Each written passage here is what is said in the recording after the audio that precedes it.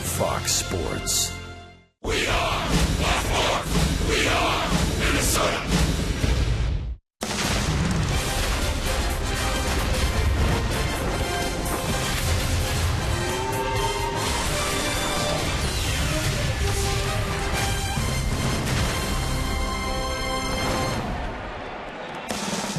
Liner to left field, base hit.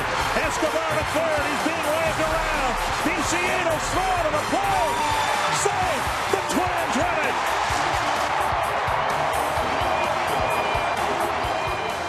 A clutch two-out hit by Brian Dozier makes the Twins winners walk-off style last night. They've won the first two games of the series, and fans coming over to Target Field today are looking to lock up the series with another win for the Twins over their arch rivals from the south side of Chicago.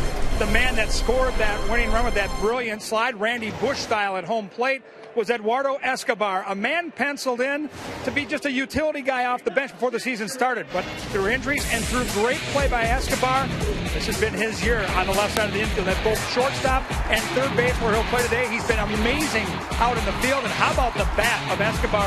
299, tied for the team lead with 22 doubles. I had a conversation with him earlier today about his time in Chicago with the White Sox, how valuable that was. He said he learned so much from Ozzie Guillen and that coaching staff. Joe McEwen, the third base coach for the Chicago White Sox, according to Eduardo, is a father figure to him. And how ironic is it that he's over at third base right now? That father figure, Coach McEwen, with the White Sox just 10 feet away, and the conversations they're having inside this baseball game as McEwen watches Eduardo Escobar become a regular in Major League Baseball. And Eduardo talks about it's a dream come true to have a chance to play every day for Ron Gardner and the Minnesota Twins. He's not the only player putting up big numbers. How about Kurt Suzuki? 3 more hits last night, a batting average over 300. Dick and Bert with more on how he is impacting both offensively and defensively for the Minnesota Twins right now.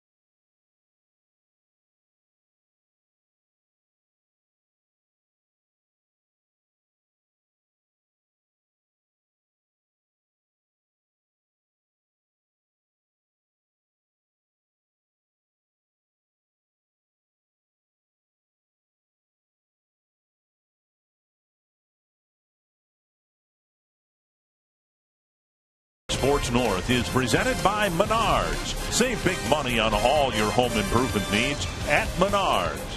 And by Ram. Guts, glory, Ram.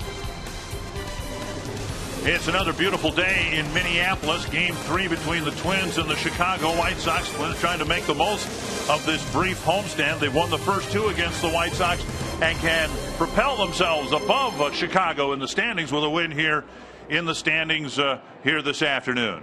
And we welcome you to Target Field. Dick and Bert with you for Game 3. Last night's game, a perfect example of what you have been preaching for nearly 20 years. This game is all about catching. And the Twins have a very good catcher in Kurt Suzuki. You know, and he's in his first year here. When he came over and signed with the Twins, everybody knew his background. Great receiver behind the plate, handles a very good staff, and that's one thing the Twins have really wanted to do is have a better starting staff. Defensively, done a great job. Offensively, a .253 hitter. They thought, you know what? Anything we get out of Suzuki will be a bonus, and what a bonus it has been. 3 hits in last night's ball game, 3rd on the club in runs batted in, and he's done it all. He's done a great job all around, and maybe someone that baseball will consider maybe making the All-Star team. His real value to this team, though, has been how he has grown to appreciate and to get the most out of this pitching staff. The starting pitching has gotten better month to month to month, and Kevin Correa hopefully will continue to pitch well in the month of June. All 5 guys are doing a better job as of late, and Kevin Correa over his last 2 starts has pitched very well. A total of 12 innings, only 1 run allowed. He's relying on that fastball a little bit more aggressive in the strike zone. Let's hopefully that continues. Twins lost too many close ball games on the road trip, but so far in this homestand, they won a couple of close ball games. They hope to do it again here this afternoon.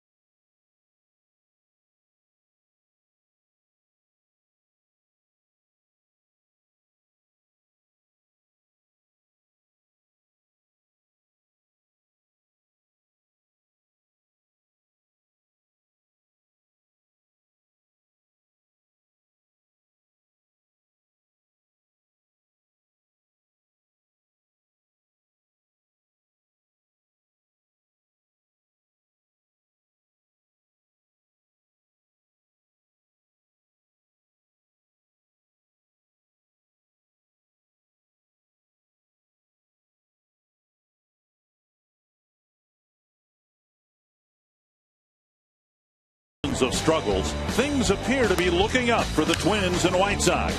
A once bitter rivalry is showing signs of life again. Last night, the 2 teams exchanged punches in the late rounds before the Twins delivered the knockout punch. Today, the Twins look for the series win over the Sox.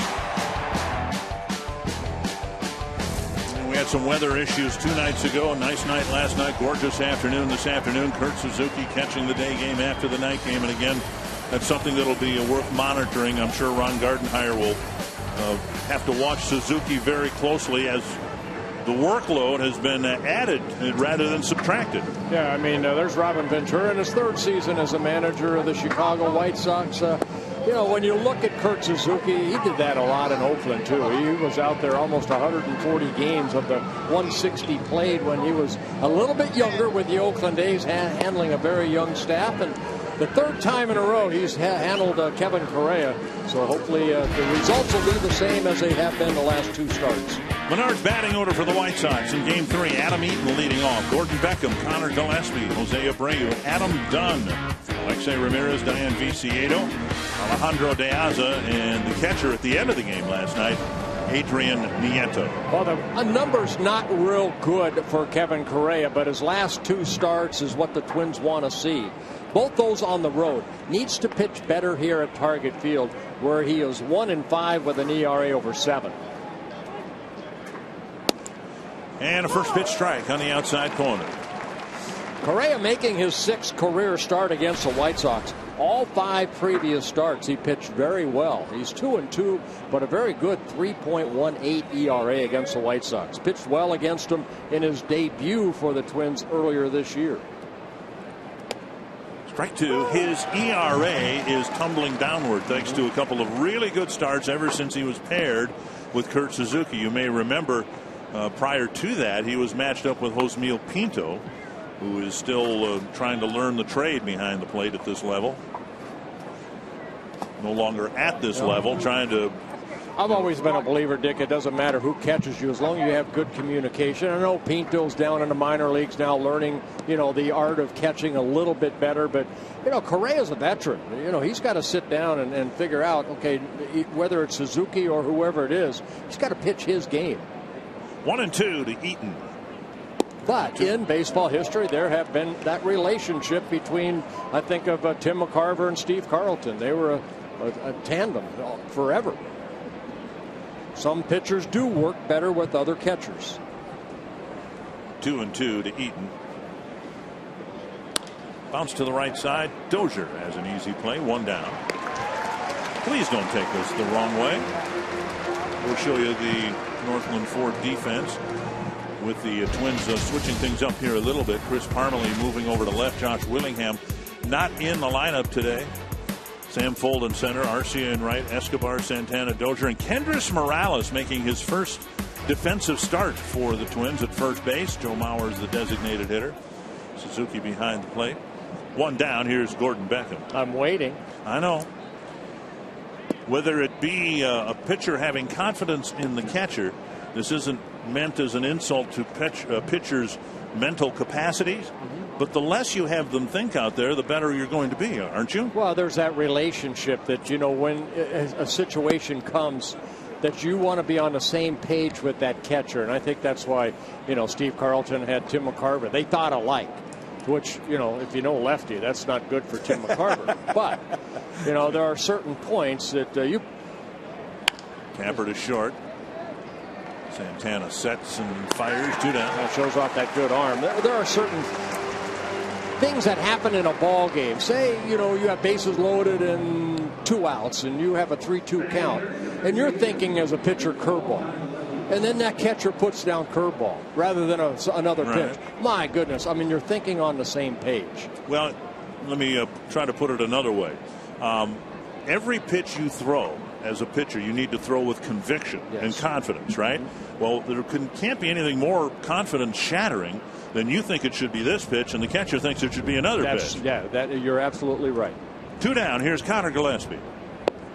In other words, I'm thinking fastball here, and no, that guy behind the plate, he thinks a curve. Well, now what do I do? Well, Brad Radke had great years with the Twins. It didn't matter who caught him, whatever they put down, he threw. He never shook anybody off. Well, Mark Burley commented about that when we were in Toronto. Even though we didn't pitch against the Twins, somebody said, well, how are you off to such a great start? He says, well, I've never shaken a catcher off in my life.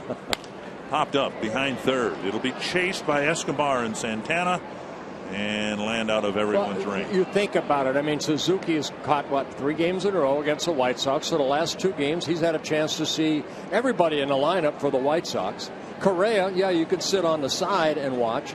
Now it's up to Kurt Suzuki to find out over the first 2 or 3 innings what is working for Kevin Correa here this afternoon, and how can I make him better by calling the right pitches. 1-1. And you have to trust your catcher. Change up right here. Take something off. To center. And Full has the ball get by him. Parmalee will track it all the way to the fence. Gillespie rounding second on his way to third. And he'll hold up there. Full took a gamble and lost. And there's a runner at third with 2 down. I tell you what, if Gillespie was running hard out of the box, you might have had an inside the park home run. Now, he's not the quickest of foot, but he kind of slowed down a little bit around first base. And that ball Full comes in, doesn't quite get that short hop, and unable, you can see the ball going to the right of his glove, unable to even knock it down. It was Parmalee and his speed that had to go all the way to the bullpen to get that ball back in. Second triple on the year for Gillespie, but it comes with 2 outs here. Now Jose Abreu.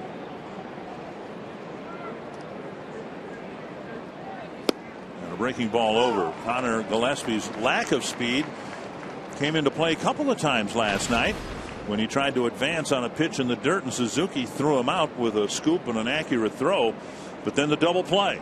In the 9th inning, it was Gillespie who put it in play, and Brian Dozier told me this morning that if it were Alexei Ramirez, somebody else that runs better, he may have come home on that play, but he knew that Gillespie isn't the fastest runner on the team. Yeah, well, you know what? Again, I think if he's hustling down that line a little bit more, when Full missed the ball, I picked up Gillespie right over at first base. He had almost stopped.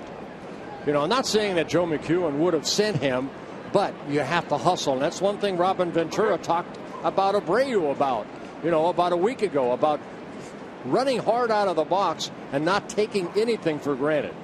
1-1 to Abreu. And dug out again by Suzuki. Watch Gillespie right here. Okay, hits the ball. Hustle right there. They see he slowed down right there. Go through it. You're going to get a double anyway, even if Full does knock it down. Well, he does make it over to third for a triple. But it's that first reaction as you round first base on how aggressive you have to be to go into even second. 2-1. Driven to right center and deep. High off the wall. And a base hit only with Abreu holding at first. The ball nearly cleared the fence, and so the gamble in center field cost the Twins a run. Yeah, Abreu, in the American League, third in the American League as far as home runs. And this is what we were talking about too, Dick. This ball right here, a lot of ballparks, that's a home run. This guy has tremendous power. But that is a long way out in right center because of that high wall. Full plays the carom perfectly and gets it back in. But Abreu picks up his 55th RBI. Here's Adam Dunn. Just off the plate.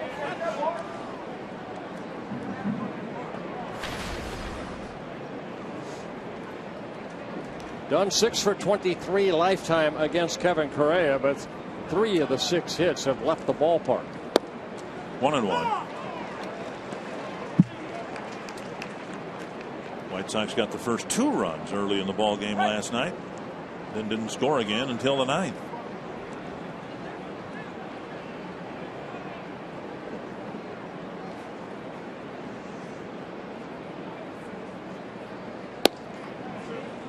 Inside a ball, 2-1.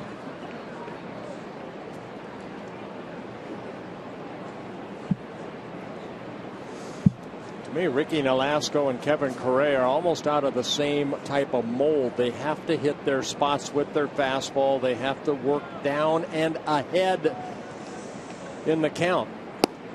And another called strike, 2-2. They both change speeds well. Both have a lot of experience. For Correa, this is his 205th major league start.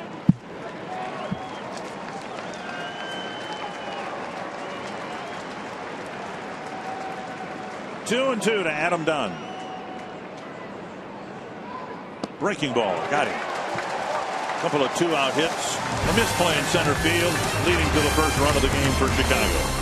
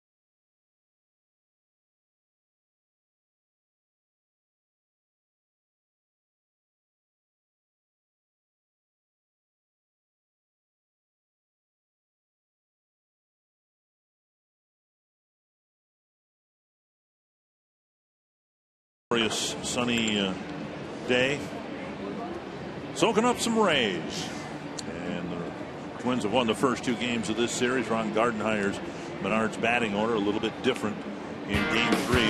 Not up on top, where Danny Santana's in the leadoff spot again. Brian Dozier hitting second. Joe Mauer, the designated hitter, with Morales playing his first game at first base. Then Oswaldo Arcia, Kurt Suzuki, Chris Parmelee, Eduardo Escobar, and Sam Folds. And on the mound, Andre Rienzo making his 11th start for the Chicago White Sox. Started the season down in AAA. Called up in middle of April. This is a big start for him. He has struggled as of late. 0-4 over his last 4 starts with an ERA at 9. Northland Ford defense for the White Sox. Diaz, Eaton, Viciedo across the outfield. Gillespie, Ramirez, Beckham, Abreu, the infielders. Nieto getting the start in place of Tyler Flowers, who started the first 2 games. And Rienzo's really been struggling. Won his first 4 decisions, has lost his last 4. And Danny Santana takes ball 1. Making his 3rd career start against the Twins, yet to win or lose a ball game against the Twins. But over his last 2 starts against the Angels and Kansas City, combined 9 2/3 innings, 15 hits allowed, 13 runs in his last 2 starts. So if he wants to keep that spot in the rotation, this is a big outing for the right-hander from Brazil. Born and raised in Brazil. Yan Gomes, the Cleveland catcher, the other Brazilian to play in the big leagues. 2-1. Hits the mound and rolls slowly to Ramirez, and Santana on a close play is retired. You know, talk about hustle. We're talking about Gillespie. Santana out of that box. He made it a bang bang play, and Ramirez a solid arm at short. And Santana with his hustle made it a very close play. It's just a ground ball, but look at him hustle down that line. Very quick.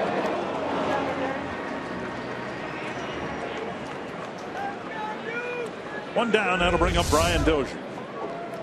Dozier with the game-winning hit in the bottom of the 9th, but as we discussed in the pregame show, popped up first pitch. Don't see that very often. Short left. Diaz coming in for the catch, and Dozier's retired on 1 pitch. 2 down. Dozier said he was prouder of the double play and the thought process that went into it in the top of the inning. It was his first big league walk-off hit. 2 down, and now the designated hitter, Joe Mauer.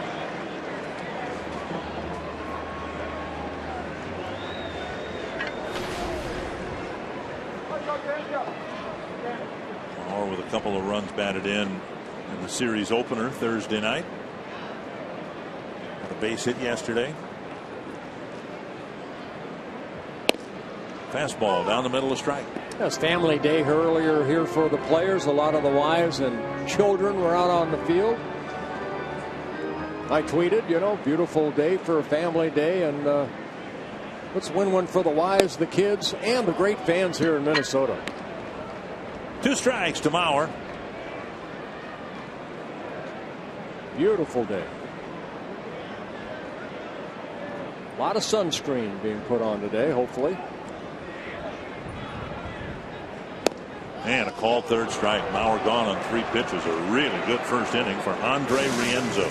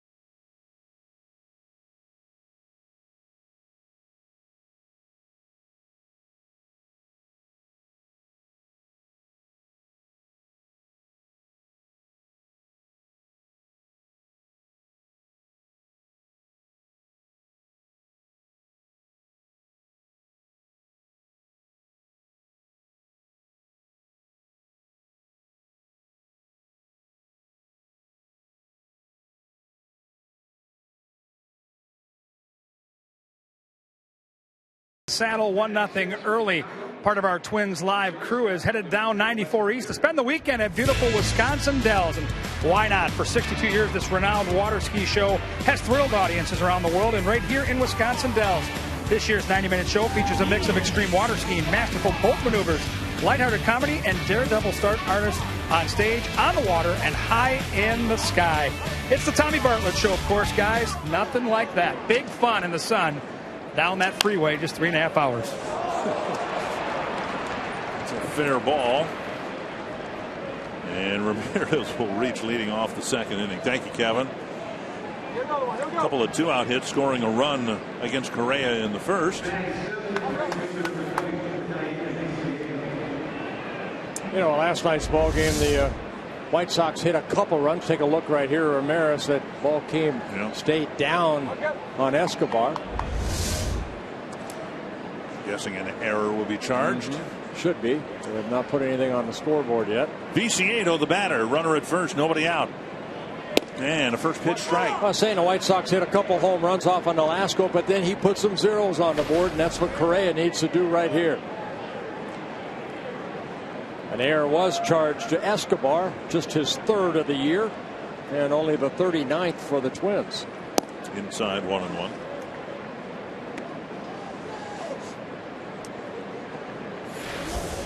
Take a look at the Mall of America scouting report on Correa. Get that first batter out. Pitching coach Rick Anderson said when he gets that first batter out in the inning, seems to be a little bit more fluid. Maybe because he's in the stretch position so much if you don't get that first hitter and you don't feel as comfortable.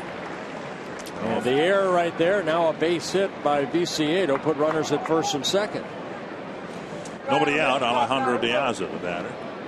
I don't think any pitcher, starting pitcher, wants to work out of the stretch very much, but Correa has found himself a lot in this position because of all the hits he's given up.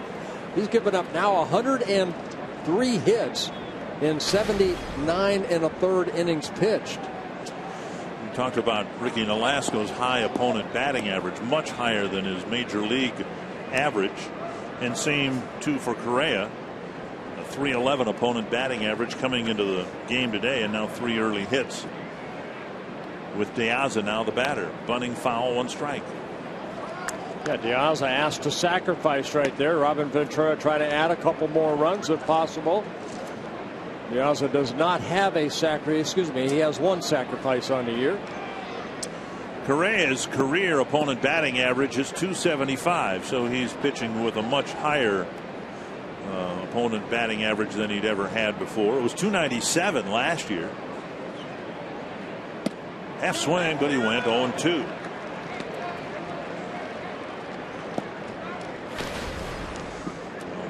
Been able to get 5 double plays turned behind him. You see at the very high batting average with runners on.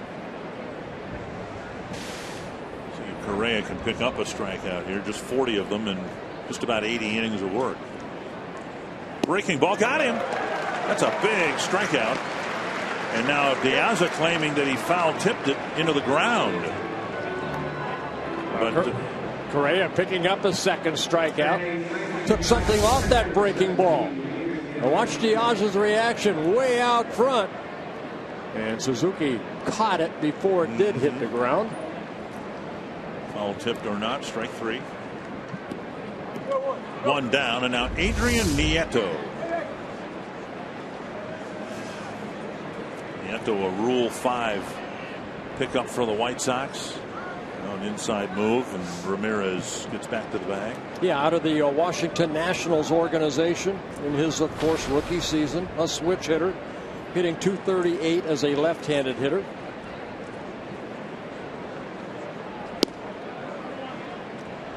Amazing that a year ago he was playing Class A ball. The White Sox clearly have seen something in him that makes it worth it for them to give a roster spot to a guy who hasn't played above Class A.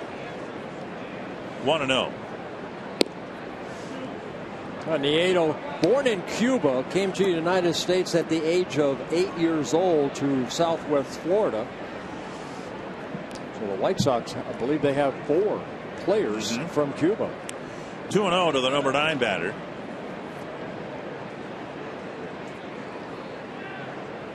Nieto on the season 51 at bats. Flowers, the regular catcher, has just under 200. And he has struck out 20 times in those 51 at bats.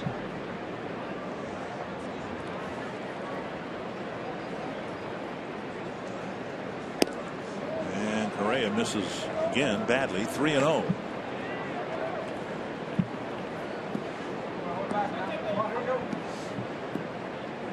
Have to make this guy swing the bat. You have to basically, Suzuki's not going to move much. It's going to be a fastball, I think, right down the middle of the plate. He's going to take a strike right here. You have to throw a strike. There it is. And you have to do it again now. 3-1. He's hitting in that number 9 spot for a reason. And that's because there's not a 10th spot. Yeah, they were hoping when I played there was a 10th spot. Actually, he's hit the ball pretty well, 275. He's hit into one double play. Fouled away, 3-2. Nieto found himself in the spotlight at the end of the game last night, leaving Flowers behind the plate, and it was Nieto behind the plate when Dozier got his game-winning hit and Escobar scored the game-winning run. Full count to Nieto. No relation to former Twin catcher Tom Nieto. No. And a walk filling the bases. And the 4 that weren't strikes weren't close to being strikes. The control has never been an issue for Correa. That's his 17th walk in 79 innings pitched. But that's not a good walk there. An error, a single, a strikeout, a walk. Back to the top of the order, and Adam Eaton hit a ground ball to Dozier his first time up. Correa's only averaging, he came into the game 1.8 walks per 9 innings, 4.6 strikeouts. So opponents have put the ball in play. Flat foul, 1 strike. Looks like Eaton's going to be playing for the White Sox for quite a while, and I wonder how many times over his career the word slapped will be used by the TV announcers, because that's the type of guy he is. He slapped a double off of Glenn Perkins in the 9th inning.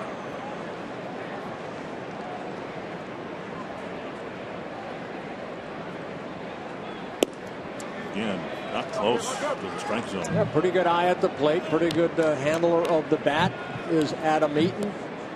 He struck out 44 times in 222 plate appearances. 20 walks. Spent some time on a disabled list, a little hamstring injury earlier in the year. 1 and 2.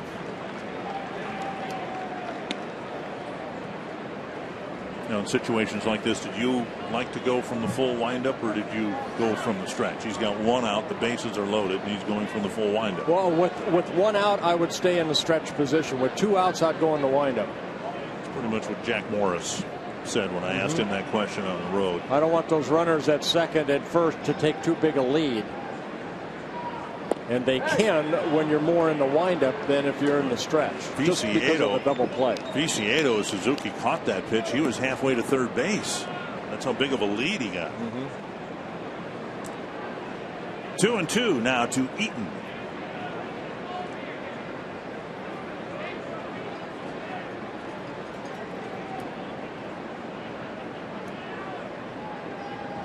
Breaking ball tapped to the right side. Dozier will come home on this play and get the force play. Nice play by Dozier, because he knew who was running, and that being Eaton. In last night's double play, it was Gillespie, and he doesn't have the speed that Eaton does. So Dozier doing the right thing right here, charging the ball, getting it on the infield grass, making a good throw to Suzuki. All Kurt has to do is keep his foot on the plate, because the throw is perfect. And you hope that the play at the plate isn't reviewed like the one was for the Pirates and Russell Martin a couple of days ago. 2 down, bases reloaded, different runners, and Beckham at the plate. Down low, ball 1. The play that Dozier just made, very similar to a play Nick Punto made in game 163 a few years ago.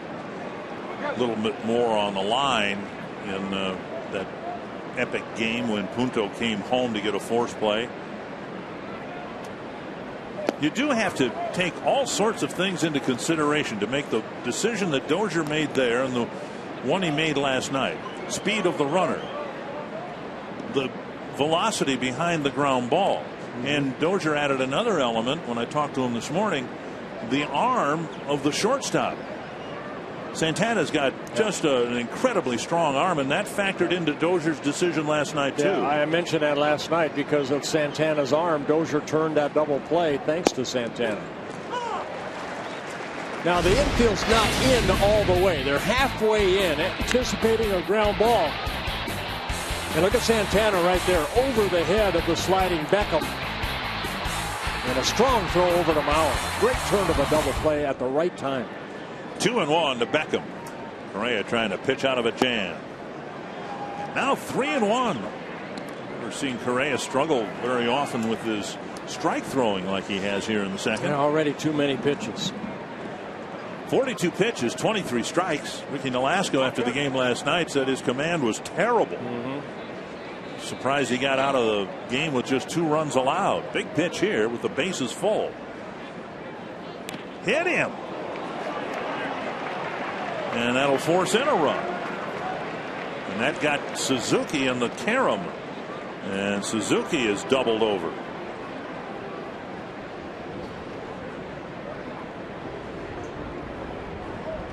Kind of holding the neck area. Maybe got him a ricochet off into the collarbone area. The left area. Underneath the mask or on the side of the mask. Take a look right here. Yeah, right off the collarbone. Well, Beckham will get an RBI, his 19th of the year, by being hit by the pitch, and it's a 2-0 ball game.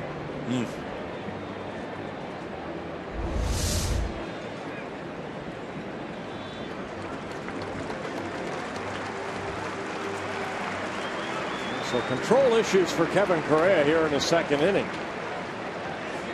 Close to getting out of this inning unscathed, but a run on the board, and now Gillespie, who hit the sinking line drive in front of and then passed Fold in center field. Well, the runs will be unearned, but you want to keep it at 1. That's one thing early on. Correa gave up too many innings where there were 3 or more runs allowed.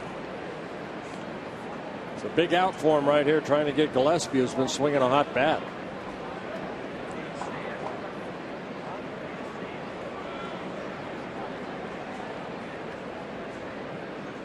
Not close. It's one thing to not throw strikes, but many of these are at least a foot off the plate. That's what Nolasco was talking about last night. He had just no control, especially the breaking ball, because if it wasn't for Suzuki, he may have thrown 4 or 5 wild pitches. 1-0. Tapper to the right side. Dozier has it. An unearned run for the White Sox, and again this afternoon they carry a 2-0 early lead.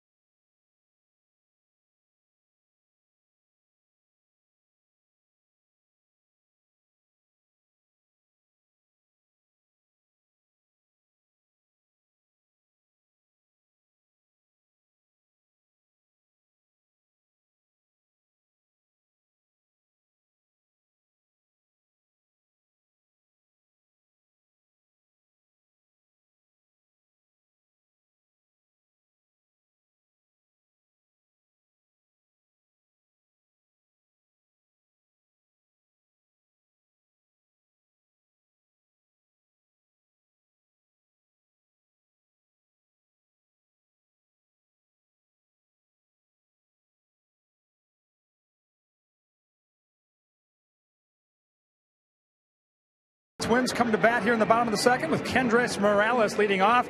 He gets his debut in the field for the Minnesota Twins today.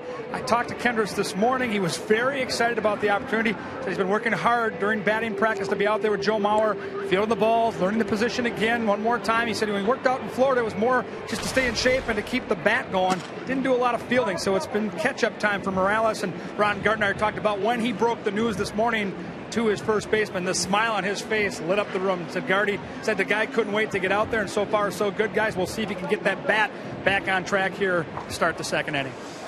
Yeah, you never know. Sometimes that happens, Kevin, where a guy is struggling at the plate in the DH role, and you rather than back off on responsibility, you increase the workload a little bit, and then the bat comes around. Yeah, a lot of guys do not like being the designated hitter. They'd rather be out there every day. His manager predicted he was just about ready to click on one, meaning he's about ready to hit a home run. Strike one. As it is, he is almost predictably, I suppose, gotten into a deep slump. Hitless in his last 19 at bats. 1-1. Rienzo starting his second inning. Only 8 pitches in that first inning. 6 for strikes. A 1-2-3 bottom of the first.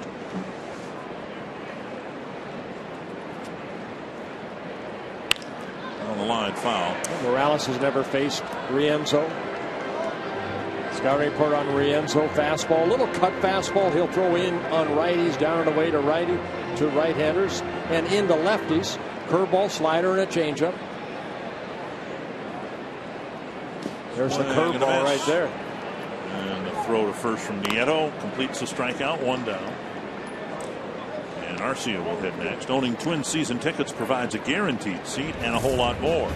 Season ticket holders receive a variety of experiences, benefits, and exclusive access, including All-Star Game ticket purchase priority.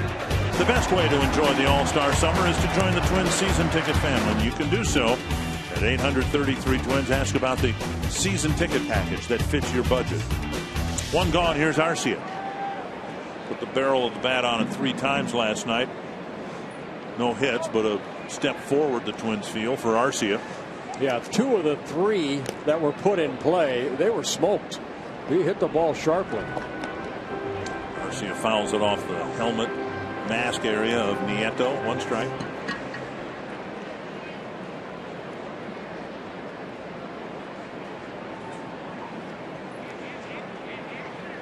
Sitting inside.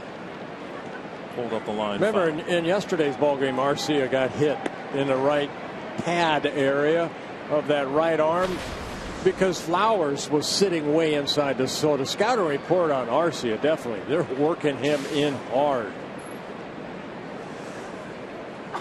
2 quick strikes to Arcia. Going up the ladder. Check swing. Nope. 1 and 2. That's exactly where Nieto wanted that ball. He kind of came out of his crouch position and sat up high. He wanted that fastball about letter high. It was called a ball.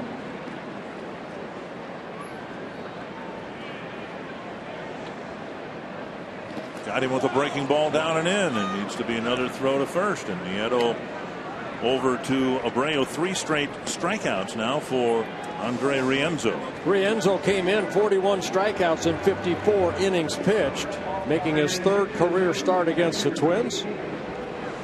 Tonight's Cold Hard Fact brought to you by Frost Brewed Coors Light. Hits by catchers, only Salvador Perez of the Royals has more than Kurt Suzuki.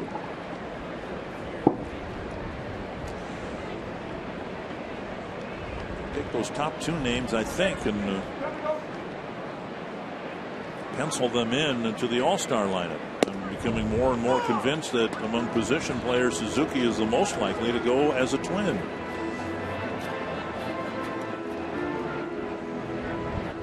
One strike.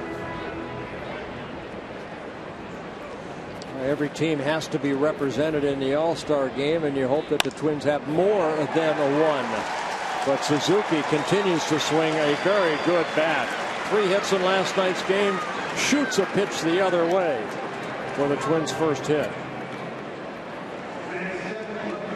Just got a fastball up, fastball away. Didn't try to pull it. Just went with it and hit it sharply into right field. And didn't try to do too much with that. And he gets the first Twins hit. And now Parmalee getting the start in left field. Ron Gardenhire saying Josh Willingham needed a day off. They've been looking for an opportunity over the last 3-4 games to give him that day off. And today's the day. Well, Chris has been swinging a pretty good bat over his last 4 games, hitting a .400, 6 hits in 15 at bats.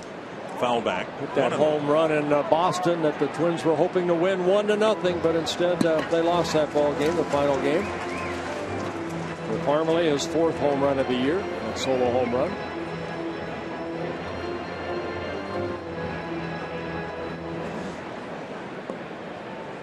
One and one to Parmalee.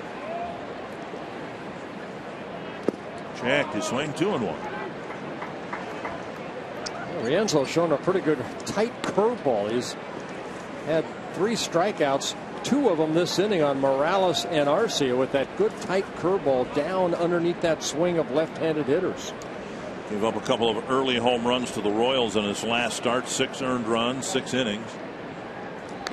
7 earned runs in 3 2/3 innings. Start before that in Los Angeles. He's come in struggling over his last 4 starts, 18 innings, 28 hits, 18 earned runs. And so far, so good. 2-1. Parmalee swings and misses 2-2. I said Twins saw him a couple times last year. Back-to-back starts for Lorenzo. His first one in Chicago, he got a no decision. White Sox won that game 5-4. Then he pitched here on August 15th, and he pitched very well. 6 innings, only allowed 1 earned run. Twins won the game 4-3. Another no decision. Sharply to left, and the Twins start something here with 2 outs. Pair of 2-out singles, and that'll bring Escobar to the plate. Well, you saw what both hitters did the last 2, Suzuki and now Parmalee. Didn't try to do too much. Fastball away. Parmalee just went with it like Suzuki did to right field. Here, Parmalee just hits it sharply the other way. That's basically when you're out there on the mound and you see a hitter do that, it means that he sees the ball well, but he's also in a very good groove. Now Parmalee on a 5-game hitting streak. 7 hits in his last 16 at-bats. Escobar drove in a couple of runs with a double. Tied the game with his double in last night's game. But you also saw the location of those 2 pitches, too. You know, about bell tied to Suzuki and Parmalee. Kind of what Perkins did last night in the 9th inning, just left too many pitches up. Escobar takes low, ball 1.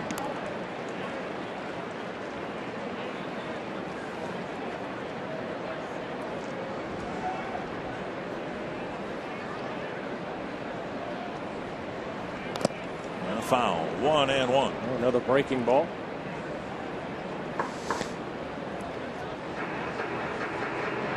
Right-handers actually hitting Rienzo a little bit better than left-handers, but the Twins are putting switch hitters and a lot of left-handed batters up there. 1-1 to the Twins' third baseman.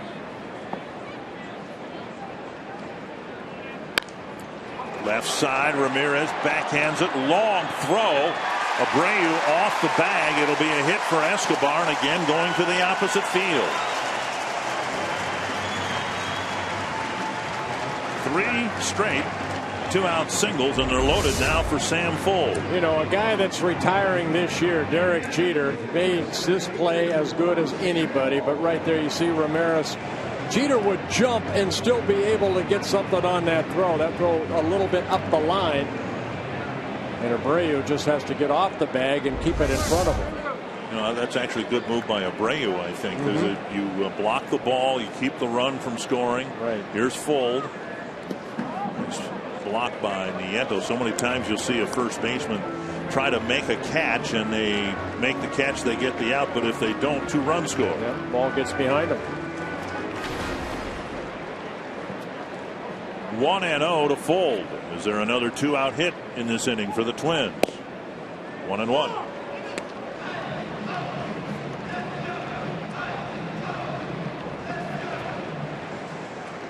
Suzuki, Parmalee, and Escobar all with opposite field hits.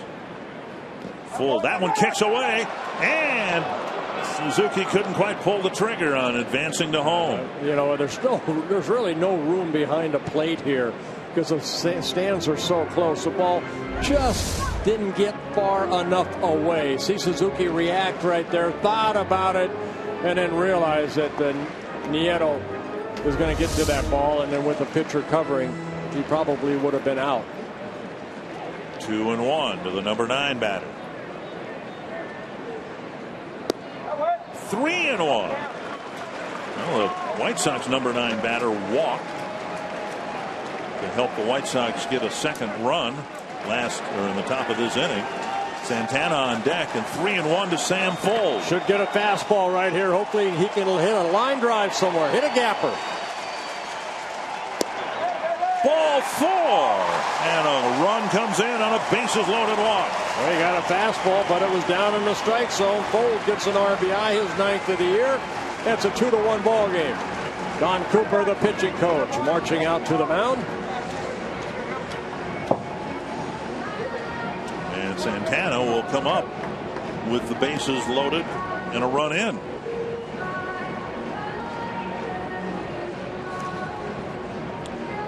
Rienzo walked 4 men in his 6 innings against the Royals. Season high 4 men. Yeah, Rienzo made 10 starts for the White Sox last year. He won 2 ball games, lost 3, and ERA at almost 5. He's pitching well down in AAA. Got called up on April 19th. Making his 11th start this season. Santana hit a roller to short, nearly beat it out. Ramirez threw him out for the first out of the first inning. First 5 men were retired by Rienzo, then single walk.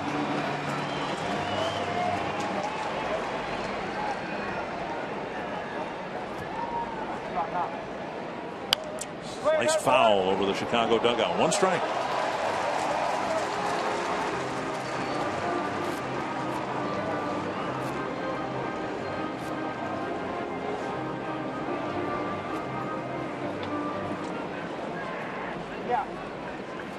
One strike to the Twins shortstop.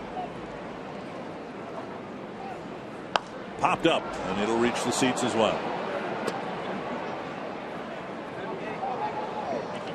Santana hitless in the ballgame last night. 0 for 1 so far today. Yeah, Santana just in his 34th major league game. Getting called up on May 2nd from AAA Rochester. Done a great job. See if they go down and in with that breaking ball to try to get him out here.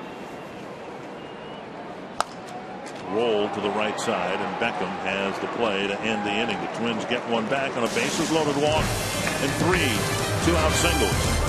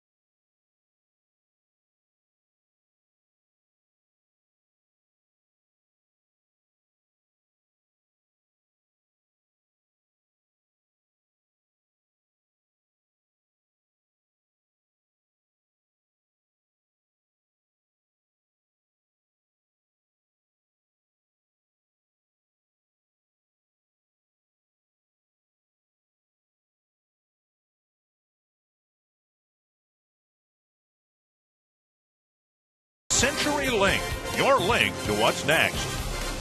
By Northland Ford. Visit NorthlandFord.com and your local Northland Ford dealers today. And by Grand Casino. The best stories start here. Rough start for Kevin Correa. It's a 2-1 ball game. And we begin play here in the top of the third inning with Jose Abreu ready to lead things off for Chicago. Yeah, 34 pitches for Correa in that second inning. Rienzo didn't fare any better. 26 pitches, so both pitchers struggling in the second inning. And Correa struggling to throw strikes. There's ball one to Abreu.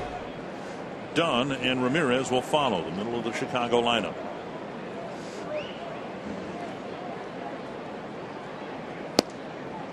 Outside 2-0.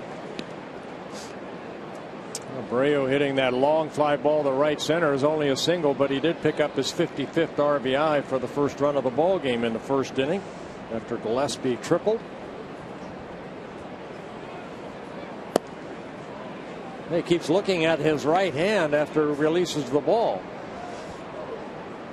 3-0 to the leadoff man here in the third. It's like the ball is slipping. You should run down there and give him a little bit of pine tar.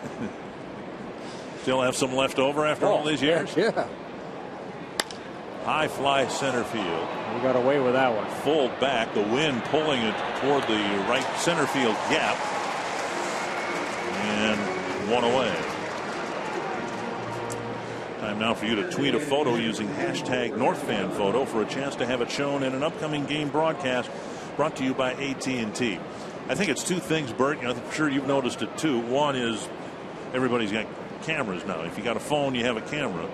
But since we moved to Target Field, I've seen more pictures being taken here in the 4 and a fraction years here than I saw in 28 years at the Metro. Everybody's getting pictures taken. I wonder why, Dick. Well, I mean, it's the beauty of the field. I know it's the beauty of the ballpark, but I mean, you know, everybody has one in their purse, on their belt, whatever. And plus, you're outside. Yeah, on a day like today, why wouldn't you take a picture? Yes.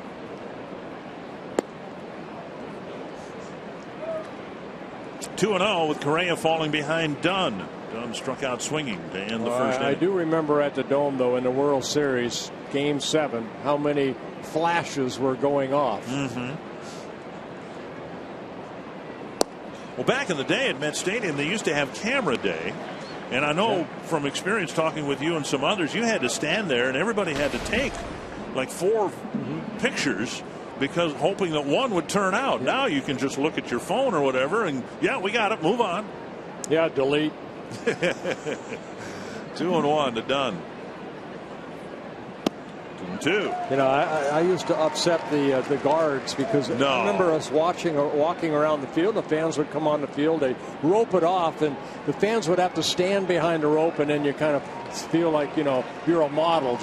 I would always come on out here with me. And still today, I have people that send me pictures of their standing next to me as maybe a 7 or 8-year-old. And now they're, you know, in their 40s and 50s. You didn't catch it, did you? When you said you were a model, our floor director, Heidi, winced. Started laughing. She winced. Well, that's embarrassing. It's actually more of a grimace. It was embarrassing, I think, for the players to have to walk around and, you know, stand there. Oh, look this way, look this way. Can you smile? I don't smile. 3-2 to Adam Dunn. Can you roll your eyes for me?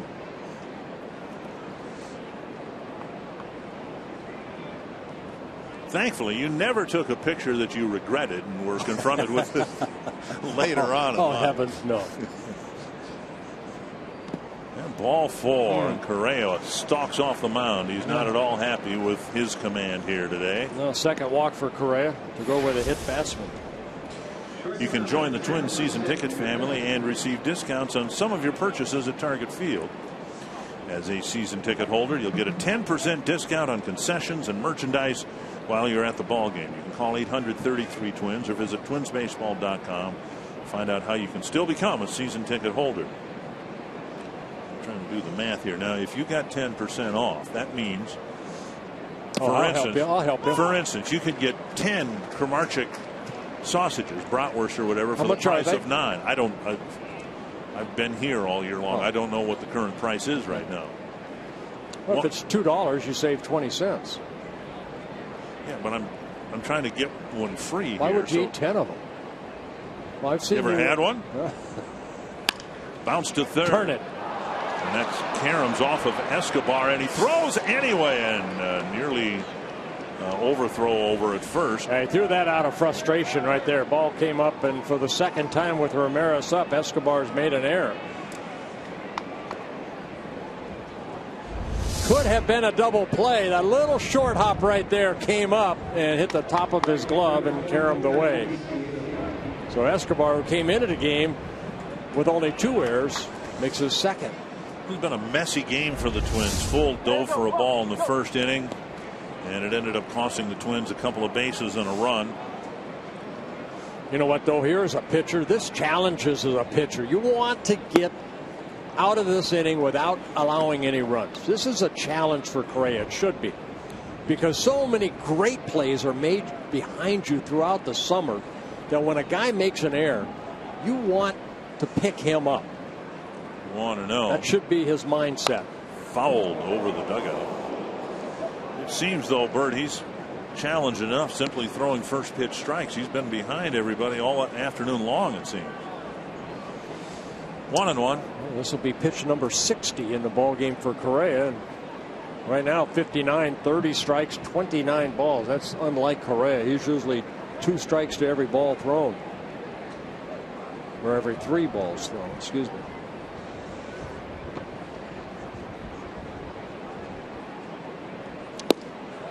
And a breaking ball gets Viciedo to chase. 1-2.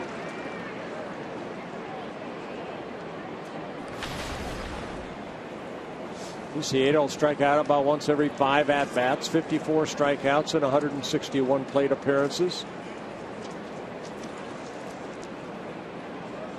1-2.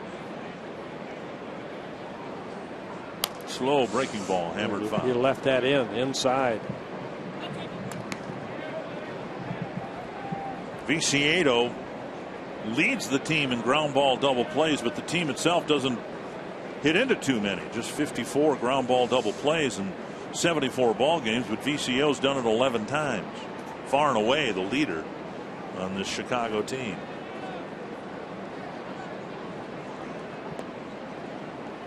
One and two. Roll to Dozier. Turn it. And now to Santana. And that arm coming in handy again. Viciedo wrapped into his 12th double play of the year, and Correa pitches a scoreless third.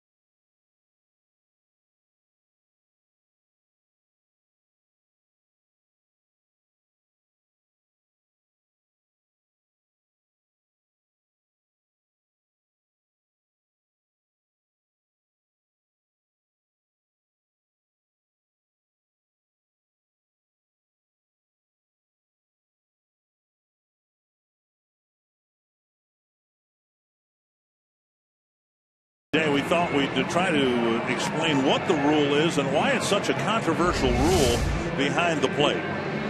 I think the more I see it, you see where Nieto has to be, and that's where exactly he needs to be, but that's anticipating a good throw from the outfield. The thing is, the throw was on the foul side, and that created Nieto having to step across, and that's where Escobar had to slide around. Now the runner has to have a direct angle at the plate, but because of the throw, Nieto had to step to his left, and that blocked the plate. I don't like that play. I think somebody's going to get hurt. A runner. A runner, yeah. I mean, Escobar's lucky that Nieto, when he stepped across, that he didn't step on that left hand. Dozier will lead off the Twins' third inning, and he's taken ball one. Dozier, Mauer, and Morales. And that's a strike, 1-1. Well, and it complicates things too, because the throw came in from left field. If the throw comes in from right field, it's a much easier play for the catcher to go get the ball. Check swing, 2-1. I'm just surprised that, I know they have to be in fair territory, and we talked a little bit about before that, and we have Tim Rodner here, in the booth, but he's just happy he retired when he did. But why aren't catchers closer to, say, the first base side with that throw coming in from left field, so they can get it right near the plate and then go straight down? 2-2. You saw Nieto in front of the plate about 2 or 3 feet, where if he's back even with, say, home plate or near the first base line, would it be easier for a catcher to swipe the tag that way? Dozier down the line, a fair ball. How many will he get? 1, 2. A leadoff double for Dozier in the third. Good hustle by Dozier right there. He was thinking double the whole way, because where that ball was hit, and Diaz, a left-handed thrower, has to kind of spin his body around to make a good throw. And it was a good throw, other than it was on the outfield side. And Beckham had to try to play the little short hop. So a good leadoff double right there, and Dozier actually is out. And I think Robin Ventura is going to come out, and Dozier will probably be called out. His foot stayed up rather than going into the bag.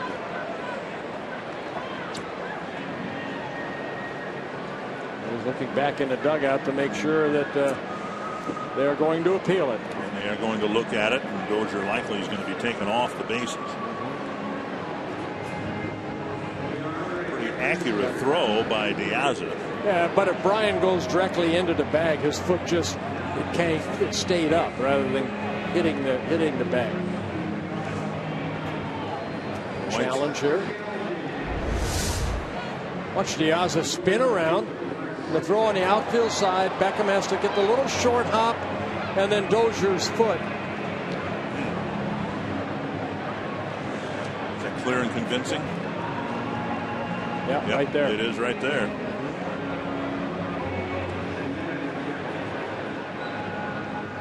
Dozier's walking back to the dugout. He knows he's out. Yeah, and he's out. Dozier had already crossed the foul line and on his way to the dugout. So not a leadoff double, a leadoff single, out trying to advance to second on the hit. Well, it was a good effort right there by Dozier, even though the slide was not, I think, the way he wanted it to be. But the good hustle. Pop-up slide is supposed to mean your feet stay on the ground and your body pops up. That time Dozier's foot popped up. Here's Mauer with 1 out in the third. And it took 46 seconds to make the call right. Mauer takes a strike over the inside corner.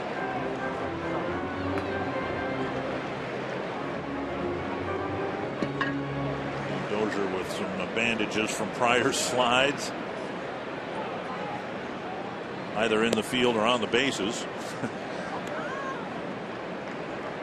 The irony of that, I guess. I don't think that I've seen a player that spends more time sliding either in the field or on the bases, and that time a slide caused his foot to come up over the bag. This one hit to center, and retreating is Eaton for out number 2.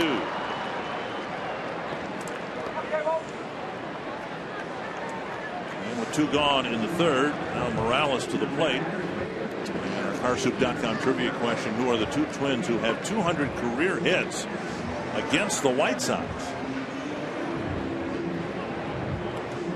Well, one of them has to be, absolutely has to be Rock Carew. We'll go back to 1961. So it could be Tony Oliva. This one down the left field line. That'll be a long run for Diazo. And he gets there. And Morales is gone quickly. 9 pitches in the 3rd inning for Rienzo.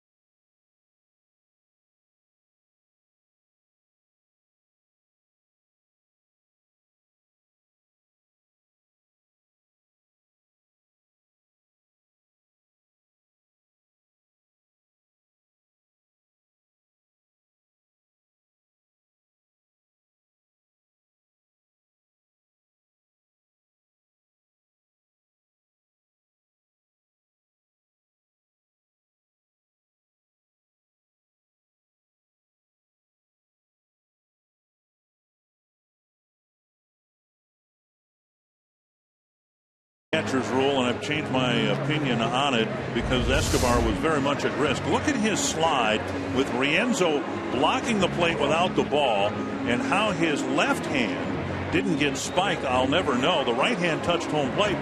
And I talked with Escobar this morning, and he said years ago when he was in the White Sox minor league system, the exact same play happened.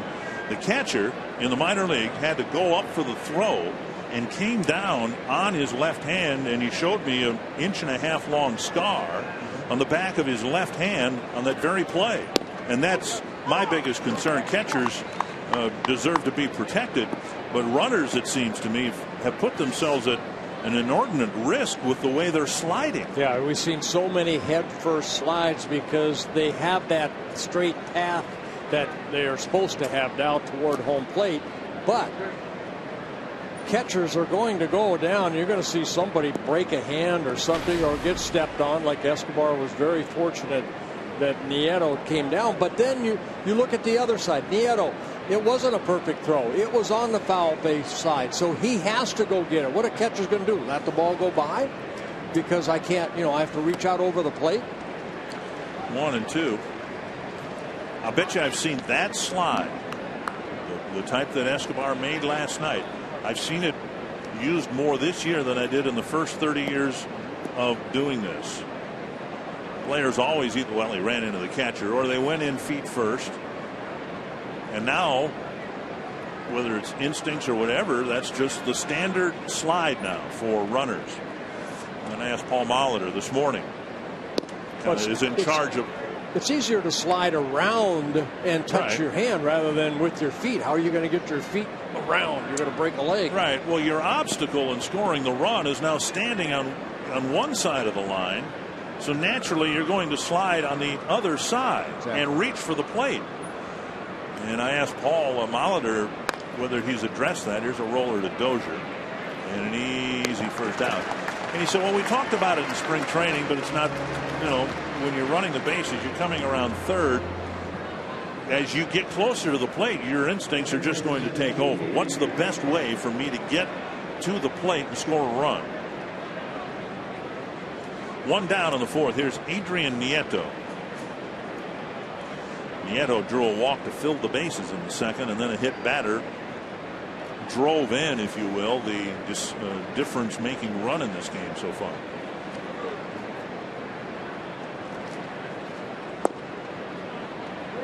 Down and away, ball 1. And then one other footnote, I asked Ron Gardenhire about the challenge that was made last night that ended the game, and what would have happened if Escobar had not touched the plate if he had been ruled out. There's a fly to left, and Parmalee waits for the catch out number 2. And he said, well, he would have gone bonkers. Of course. That was my term, not his. Fox Sports Supports is proud to collaborate with Stand Up to Cancer, a groundbreaking initiative created to accelerate innovative cancer research that gets new therapies to patients quickly in order to save lives now. For more information, visit foxsportsupports.com. Two gone quickly here in the fourth. I can tell you one thing. All these challenges and all these new rules are saving Ron Gardenhire a lot of money. Yes, that's true. In our notes, he's only been thrown out once this year. That by Joe West earlier in the year. Normally, we have a list of about 7 or 8 on that stat sheet. 1 strike to Eaton and a ball / foul. Well, that's what you're Eaton right there. Yeah. You're talking about in his last at bat. Yep, the pitch is away. Just going to go that way. His job is to get on base and score runs. 2 strikes. Correa hasn't given up a hit since Vicieto's single in the second. Hoping to put together his first 1-2-3 inning. 1 and 2. I thought you made a good comparison last night of Eaton and Pasednik. The way that they go about their business as far as the leadoff hitter.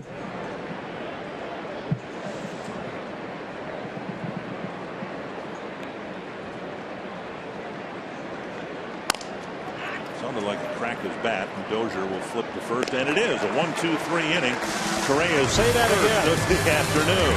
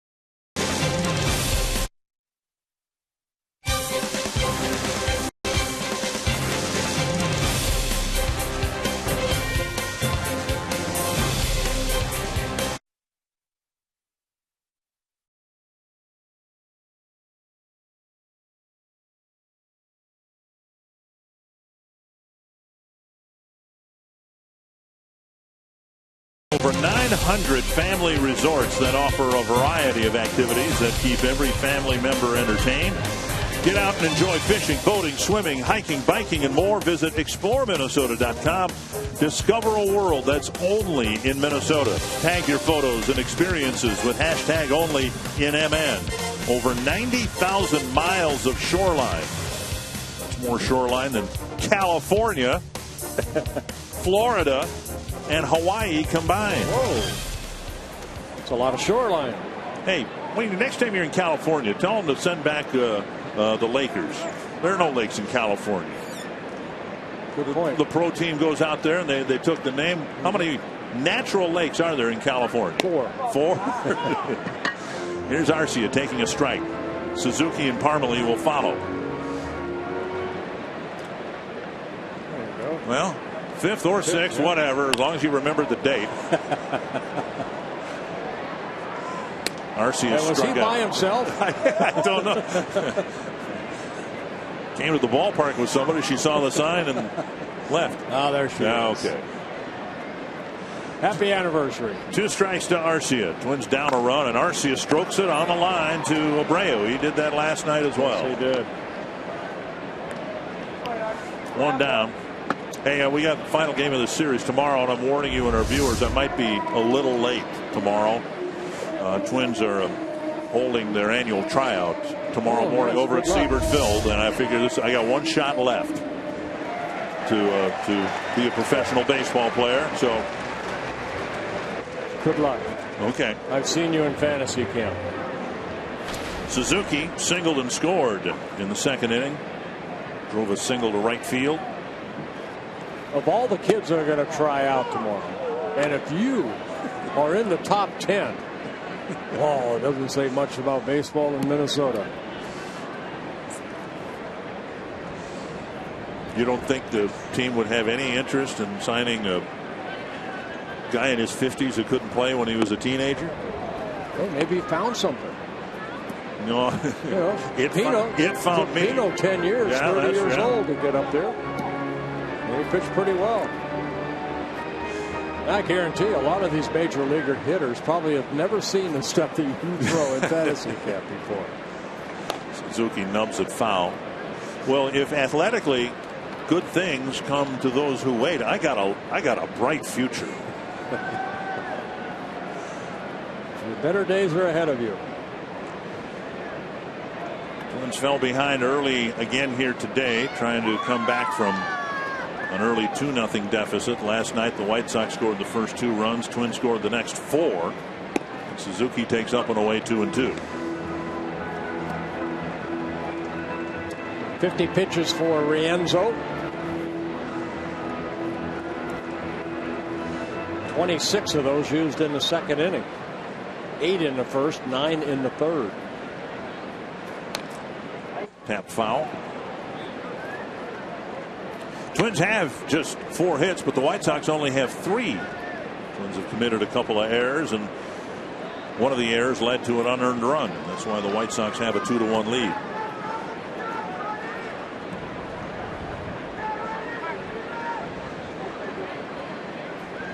Another 2-2 to Suzuki. Popped up behind 3rd. Gillespie shielding his eyes, and that's a fair ball catch. Yeah, tough sun right there. 2 down. Parmalee to the plate. Our Carsoup.com trivia question. Caru's got to be half the answer, doesn't he? That's all we need is 1, I believe. And Rod Carew, maybe Tony Oliva. Yeah. So we got it right. Actually, Tony with more hits than Rod Carew. People that had the opportunity to see both those guys play. Unbelievable. When Tony was healthy, as good as anybody in the game of baseball. Hopefully one day his time will come for the HOF. 2 gone. Parmalee at the plate. Single to left in the 2nd inning, and he takes strike 1 on the outside corner.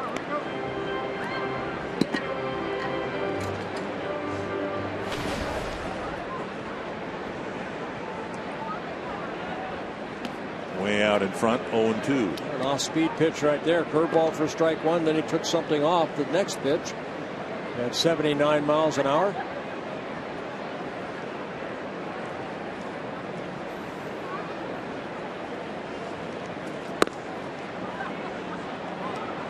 Twins have hit 57 home runs. Parmalee's hit 4 of them. They've allowed 62 home runs.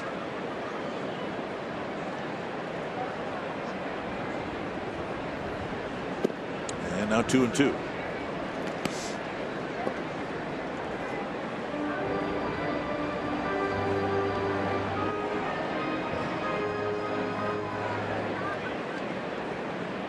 Home for 4 games, then back on the road. They head out to the West Coast Monday. There's a Tapper foul.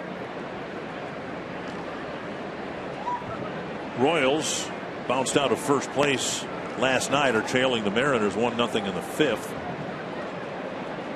Tonight Detroit will play at Cleveland. Justin Verlander going for the Tigers and Trevor Bauer for the Indians. Yeah, I thought Verlander pitched last night. It was Rick Porcello that ended up pitching for the Tigers.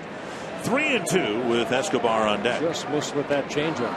Parmalee has 4 home runs, 3 of them coming against the Boston Red Sox. 2 here earlier in May, and then that solo home run last Wednesday. His other home run coming in San Diego. Full count. Parmalee trying to extend the inning. And he grounds it foul off the screen in front of the Twins dugout. Rienzo, 26 years old, just turned 26 earlier in the month. He's given up 9 home runs in his first 10 starts.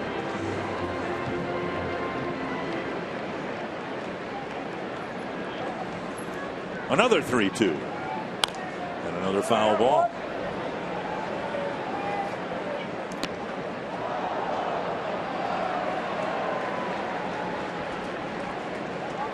Not a cloud in the sky. A glorious afternoon for baseball.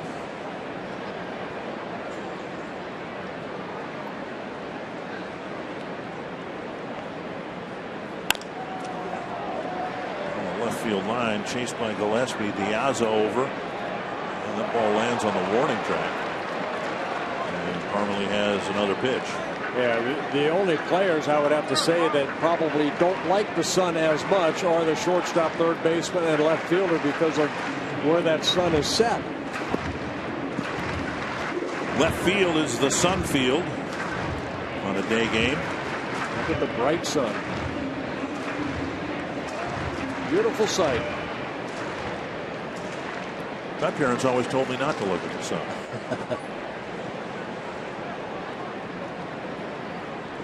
Another 3-2 from Rienzo to Parmalee. And he walked him. Good plate appearance for Parmalee. He's reached both times. The Twins, after the second out in the second inning, put a run across the board. Join the Minnesota Lynx for the Dads and Daughters ticket offer presented by Fox Sports North tomorrow against the Indiana Fever for just $33. Fans get 2 tickets to the game and a drawstring backpack. For details, visit foxsportsnorth.com. Click on the More tab for details. Escobar with an infield hit to fill the bases in the second inning. He hit an opposite field roller, backhanded by Ramirez, but there was no play to be made at first. Now walk to Parmalee, the first walk for Rienzo. Down the middle with a fastball, strike 1.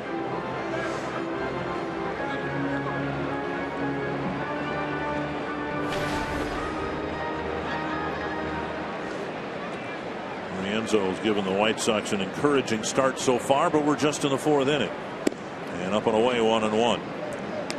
What we saw in the second inning after the Twins got a 2-out hit from Suzuki, here his command was off. He misfired with some pitches, ended up walking in a run with the bases loaded. Now back in the stretch position. Now one thing he did do, he made some good pitches to Santana. Got ahead in the count and they made Santana hit that breaking ball for that ground ball out for the final out of the second inning.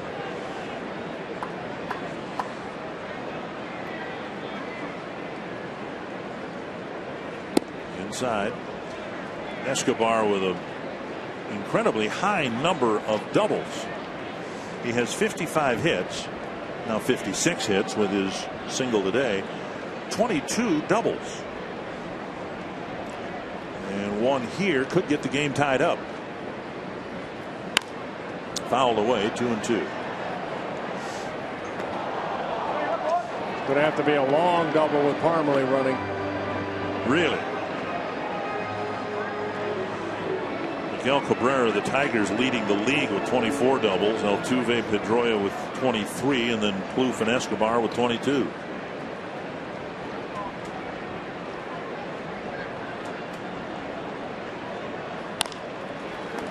Right to Abreu. That'll close out the bottom of the 4th. On to the 5th. It's a 2-1 lead for Chicago.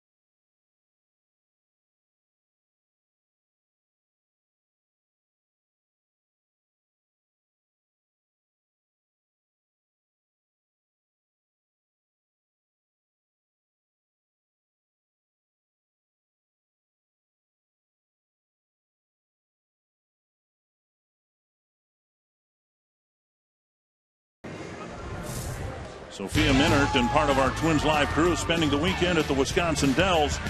Hades 360 at Mount Olympus is the world's first upside-down wooden roller coaster.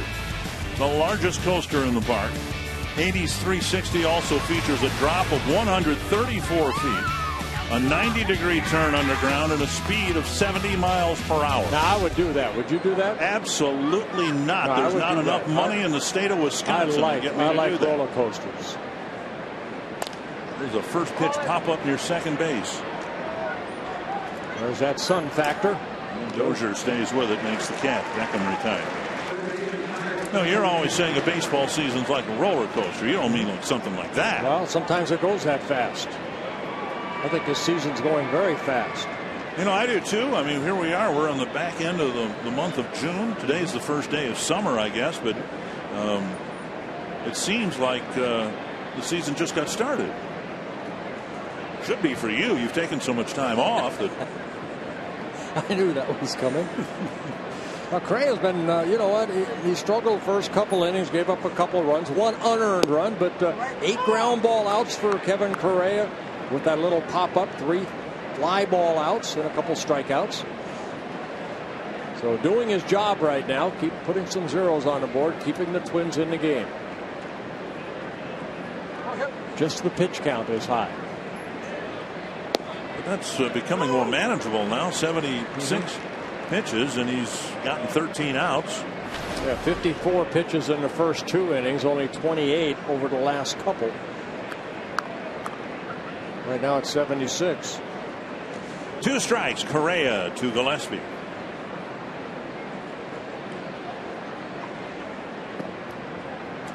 The Twins team ERA has come down quite a bit. It's still 4.29, but it's trending in the right direction. And in each of the last 3 years, the team had an ERA of over 4.5. I think because of starters, over the last 10 ball games, the starters earned run average 2.50. That helps a lot. 2 years ago, the team finished at the end of the year with an ERA of 4.77.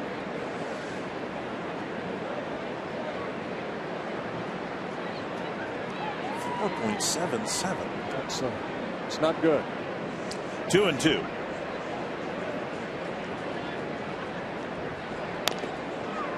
And a foul at the plate.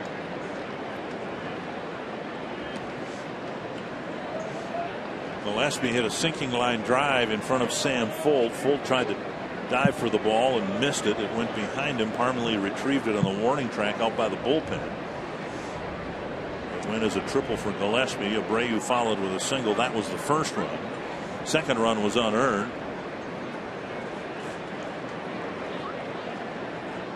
2-2 to Gillespie. Now Escobar has to charge. He has time to make the play. 2 down. And it'll bring up Abreu.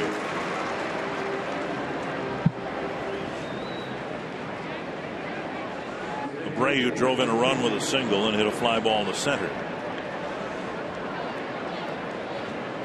So the White Sox team clearly in transition. Konerko is fading away into the sunset, it appears, and Abreu making a big splash in his first year in this country. Eaton, a new player.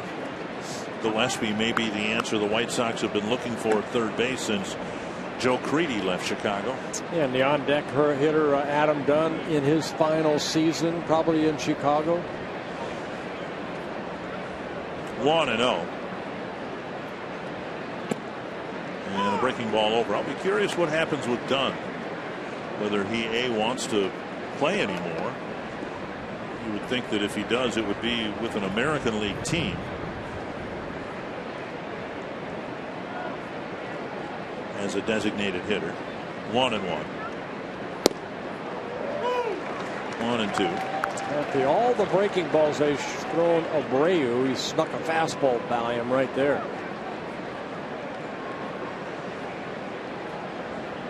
How about Pino the other night? Did a great job handling Abreu. A lot of off-speed pitches. Left that up. Yep. Solid single to center with 2 outs. Correa knew it. That was a hanger right there. Abreu gets his second hit of the ball game. Want that ball down. Saw Pino strike him out on a breaking ball down and away. Correa left it right there. Very hittable. Twins with an infield shift. Escobar, the third baseman, moving over to the right field side of second base. It's only the 4th hit for the White Sox. Now hits are even at 4 apiece. Inside, ball 1. 3 of the 4 hits have come with 2 outs. A couple of them back to back in the first inning for the game's first run. Yeah, you know what, Adam Dunn, this is his 4th season with the White Sox. Signed that big contract. He came up with the Reds, the Diamonds, Nationals. He's played with tremendous power, and there's some of it right there. A home run. Yep. No, a foul ball. I beg your pardon. No protest from Dunn, who was watching it go down the line. And that ball hooked foul. Yeah, thank goodness that ball hooked foul. Because Adam Dunn can hit the ball out of the ballpark. 452 home runs in his career. That little spinner right there, and Dunn got the barrel of the bat out. Yeah. Wow. Very top of the screen, and you can see the shadow of the baseball on the foul pole. That's how close it came. 1-1 to Dunn on the outside corner.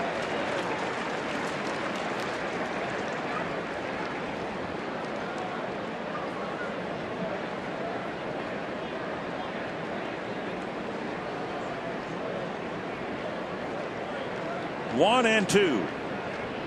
Dunn has struck out and walked so far in today's game. Breaking ball struck him out in the first inning, and Correa tried it again. Look, you can see the shadow of the baseball. There's the shadow right there.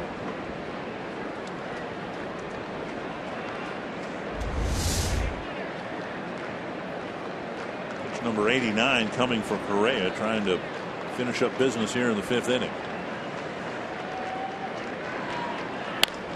Base to left, base hit. Armley will play it on the second hop. The White Sox again get a 2-out hit. Pretty good at bat for Dunn. It'll bring up Ramirez.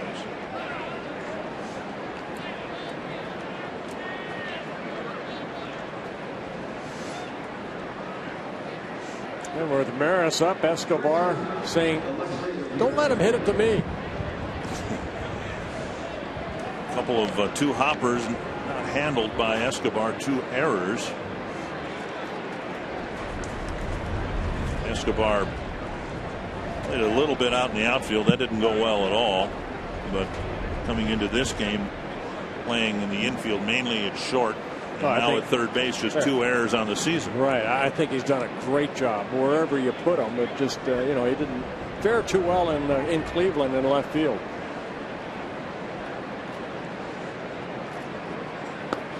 Down and away, a ball.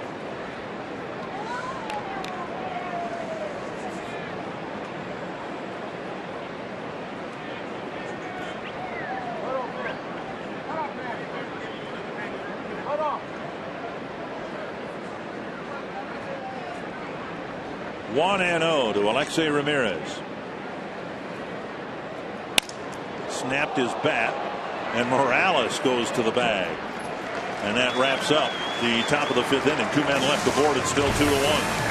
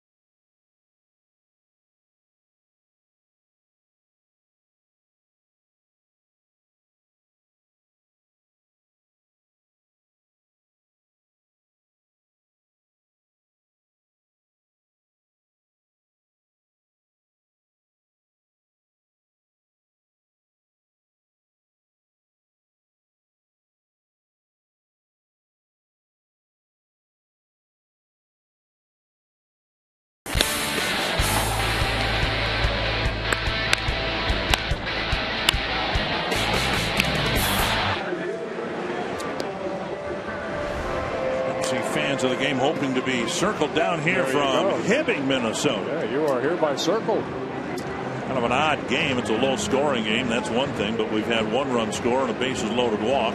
Another run scoring and a bases-loaded hit batter. Well, use my little telly a little bit more. Young ladies enjoying a nice soft drink.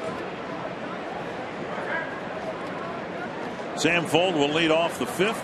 Santana and Dozier will follow. Facing Andre Rienzo. I want to see Fold get on right here. Utilize some of that speed. It's inside, ball 1. Showed bunt right there. Gillespie in on the grass. The third baseman. Take the bunt away. Fold with an on-base percentage coming into the game of just .270, and he takes 2-0. He walked with the bases loaded, but of course he didn't have anywhere to go because there were runners at second and third once he got to first.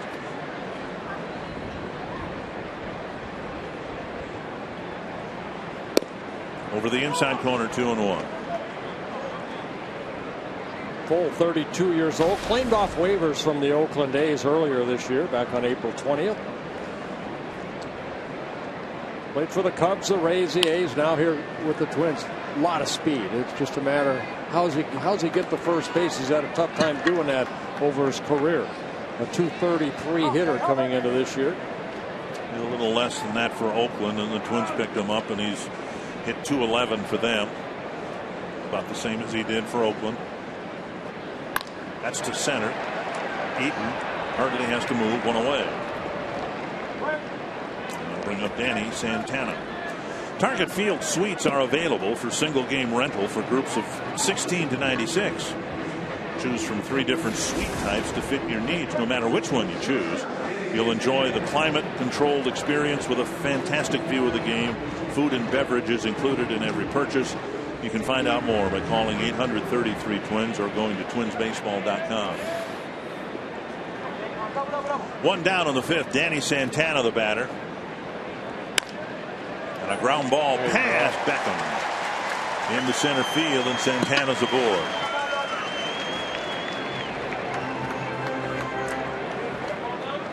Oh for 5 last night, 0 for 2 coming into this at bat. Doesn't waste any time. Jumps on that first pitch, lines it into center field on the ground sharply.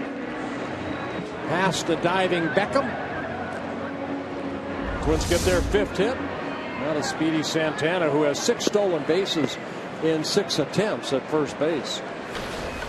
Dozier 1 for 2. Singled his last time out, was thrown out trying to stretch it into a double. And Santana dives back, and Abreu stumbles over him. If you go online frequently, and if you want to read a really interesting story on Brian Dozier, you can go to SISportsIllustrated.com. They did a nice profile on Brian, and it really goes a long way toward bolstering. Oh, up and in. Got hit by a pitch and the shoulder, we hope. Yeah, that was heading for the head right there. And I think Brian lifted his left shoulder up and got hit in that area. Thank goodness. Not saying that hurt, did not hurt, but could have been a lot worse.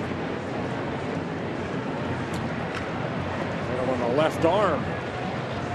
The article does a really nice job of furthering Dozier's case for an all-star bid.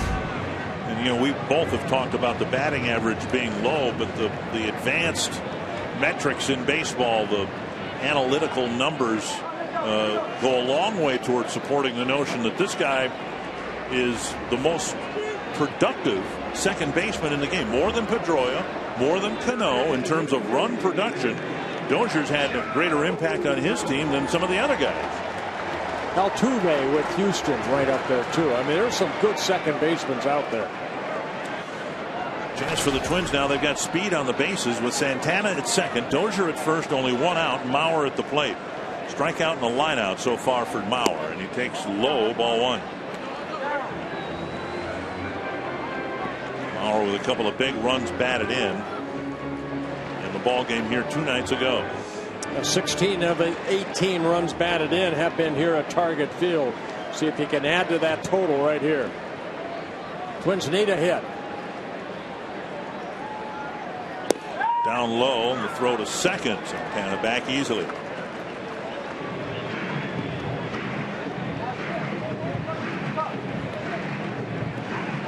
Two and 0 to Mauer. Rienzo looking around. I think Nieto a little surprised that was called a ball.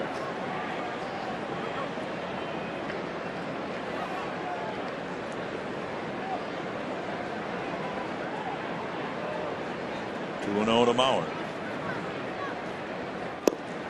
And now that one called a strike. I'll show you Fox track right there where the number 2 was. That's a pretty good pitch right there.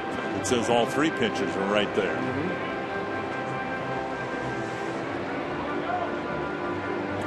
Sometimes an umpire can be screened by a catcher who's getting in position to make a throw. That might have been what happened there. 2-1 to Mauer.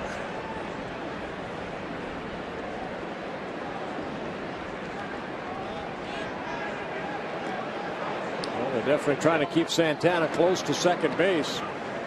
Ramirez coming in and trying to do the daylight play with Rienzo. Not a bad move right here. What you want to do as a pitcher, throw it exactly where he did. Chest high, let the infielder try to put the tag down quickly like Ramirez did, but Santana got the hand back on the bag. High and tight 3-1 with Morales on deck.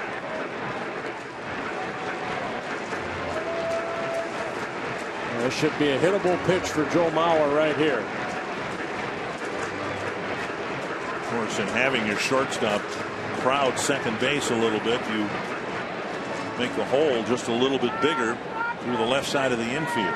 I'm surprised that Beckham doesn't do what Ramirez is trying to do. Joe doesn't pull the ball on the ground as often. Right. To the left field corner. You see the swing right there. That inside out swing by Joe Mauer.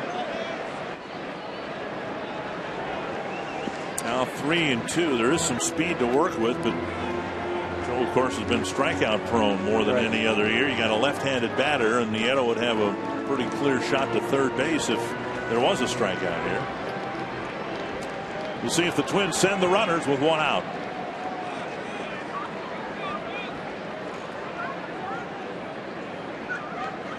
They don't go, and Mauer drives it to left and deep. Piazza going back. This ball is off the wall. Santana will score. Dozier right on his heels. A 2-run double for Mauer, and the Twins take the lead. Twins needed a hit, and Joe Mauer delivered. RBIs number 19 and 20 for Joe Mauer. And now 18 of the 20 have been here at Target Field. Got to pitch up. Hit it over the head of Piazza. Fighting that sun. Ball hitting behind him and then carry him off the wall back toward the infield. And Mauer with his 13th double of the year. Twins have a 3-2 lead. And now Morales. Tamper through the hole to left. They put the shift on. Morales beat it, and Mauer scores. For Morales, that ended an 0 for 21 skid, and it's an RBI single, and so far a 3-run inning. Well, Morales finally getting a base hit, picking up his 5th RBI. And just like that, 2 pitches, a double, scored 2 runs. Next pitch, a sinking fastball hit towards short where nobody is. Mauer scores from second. Twins take a 4-2 lead. Activity now in the Chicago bullpen. First base umpire DJ Rayburn going to pick up some debris. Red something or another was lying on the warning track. It's been there for some time. A red or pink cap.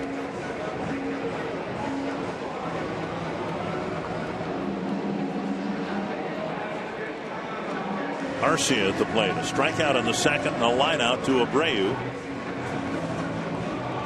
in the 4th. Abreu and Morales.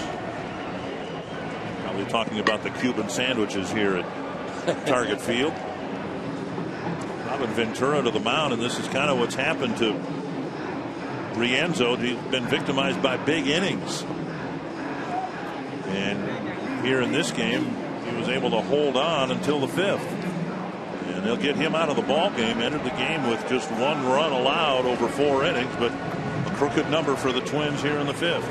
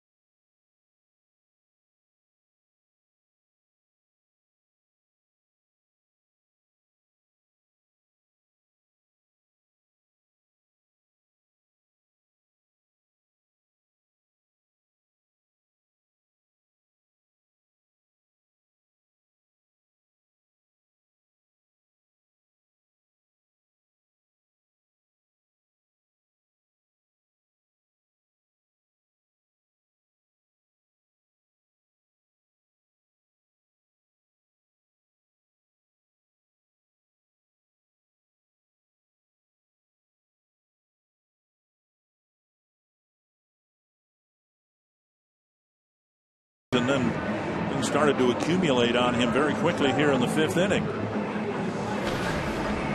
Scott Carroll coming into the bullpen, or out of the bullpen. He made 5 starts for the White Sox when he first came up. Now he's in that bullpen in his rookie season.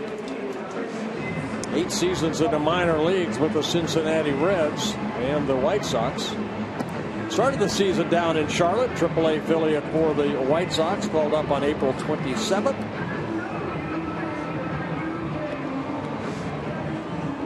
You know, Carroll is the long reliever, and they have had to use him far too often. He has had at least 3 innings pitched in each of his last 4 appearances. A long appearance of 4 1/3 innings. He's not a young man. Made his major league debut at the age of 29.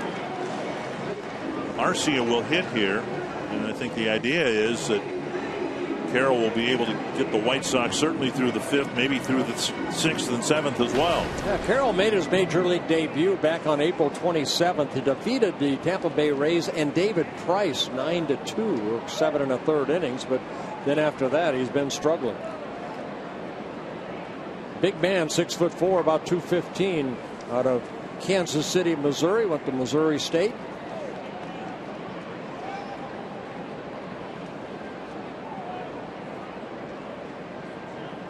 Down and in. You know, sometimes facts can be hidden in numbers, and the Twins over the last couple of days now have had a better team ERA than the White Sox, even though the White Sox have gotten a nice year from their left-handed starter John Danks, and then Chris Sale has been just about unhittable. So that suggests that the other guys have at times really struggled in their rotation, and I think we've seen that here in this series. The Twins are playing the White Sox in a 4-game series, and as luck would have it, and it's very lucky for the Twins, they won't have to face Chris Sale. Right. Quintana, too, a lefty that he hasn't had a lot of run support, but with 3 lefties, Danks, Sale, and Quintana, those are kind of the mainstays in that rotation. 1-1 to Arcia. A high blast to center. Eaton going back, and right in front of the wall he makes the catch.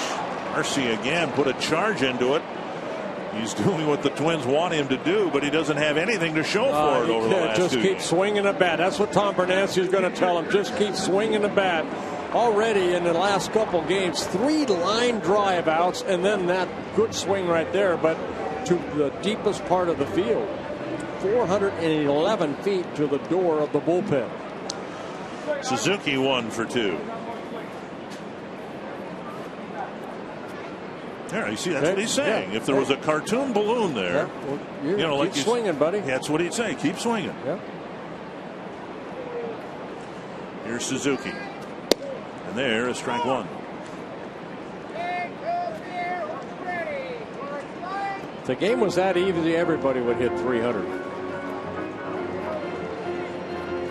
Hardest thing to do, and I say it all the time, hit a round ball with a round bat when it's moving about 90 miles an hour and a lot of spin on it. Lifted foul back into the seats.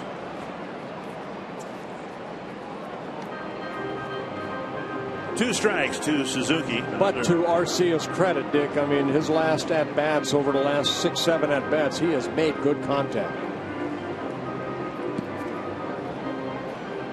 Somebody asked Ron Gardenhire today whether it was the sprained ankle that kind of set Arcia back.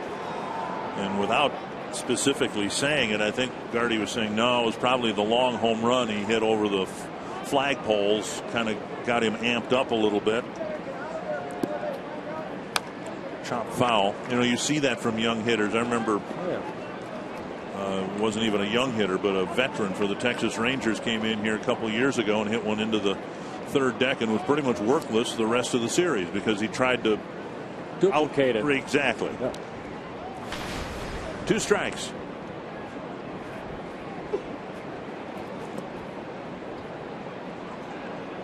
Twins with a 3-run inning, and they've got a 4-2 lead. They won the ball game the other night 4-2. Looked like they were going to win last night's ball game 4-2.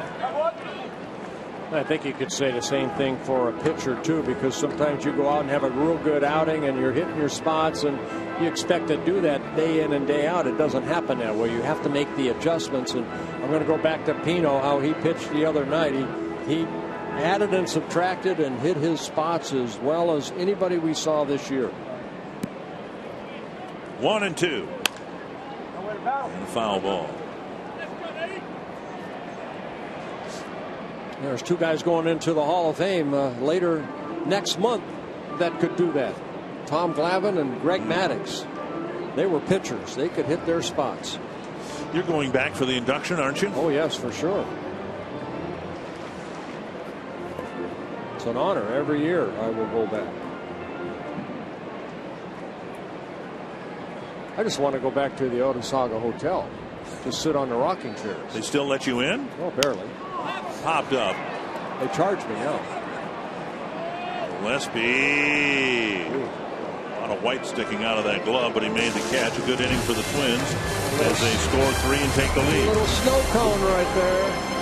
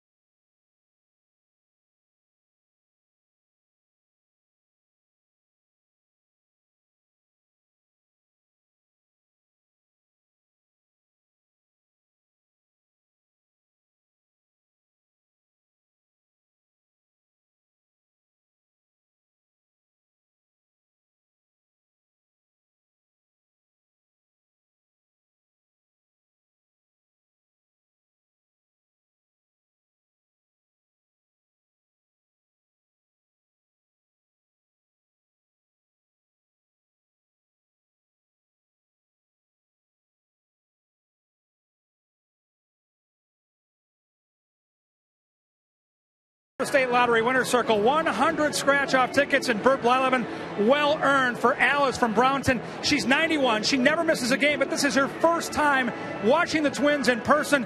I think I know the answer here. Who is your favorite Twin? Joe Mauer. Why wouldn't it be? And look at this. If I was only a day younger, I could go for that cute Mauer guy. How about that, Bert? I know she thinks you're handsome too, but she loves number 7. And he put the Twins in the lead, and now you're getting circled by a Hall of Famer. Congrats. Thank you. What a cool story, guys. That is awesome. Grammy, love to have you here. Awesome. Good find, Kevin. I hope she scratches those off and wins a lot of money, too. Well, Kevin Correa out there, start the 6th inning, 92 pitches right now for Correa. Only 2 times this year he has thrown over 100 pitches in an outing. And they'd like to get Correa one more good inning out of him right here. I just had to confirm Brownton down there around New Auburn and Fernando, Buffalo Lake, Glencoe, south of Hutchinson. 2 strikes to Viciedo. 1-2. Bottom third of the White Sox order. Viciedo, De Aza, Nieto.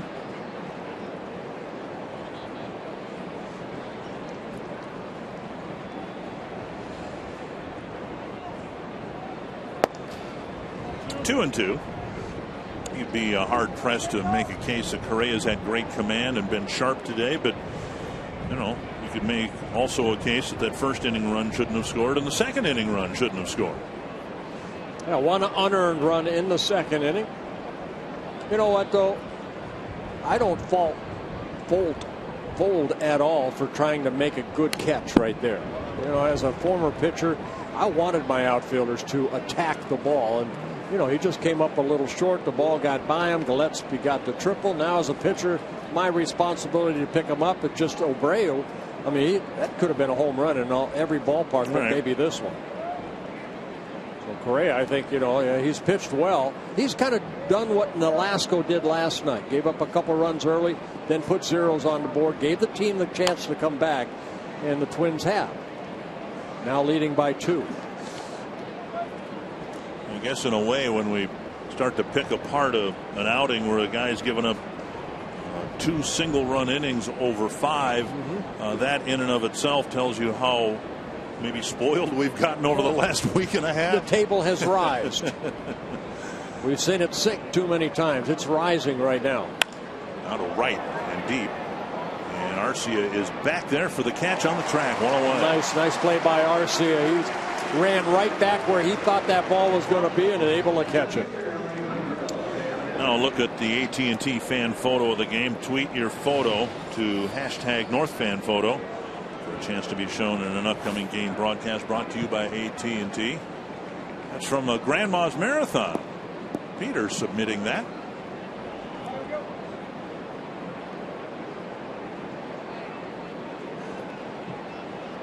Somebody we were talking about how summer like it was yesterday. They said up in Duluth it was 48 degrees during the game last night. 1 down. Here's De Aza. De Aza with a strikeout and a ground ball to second.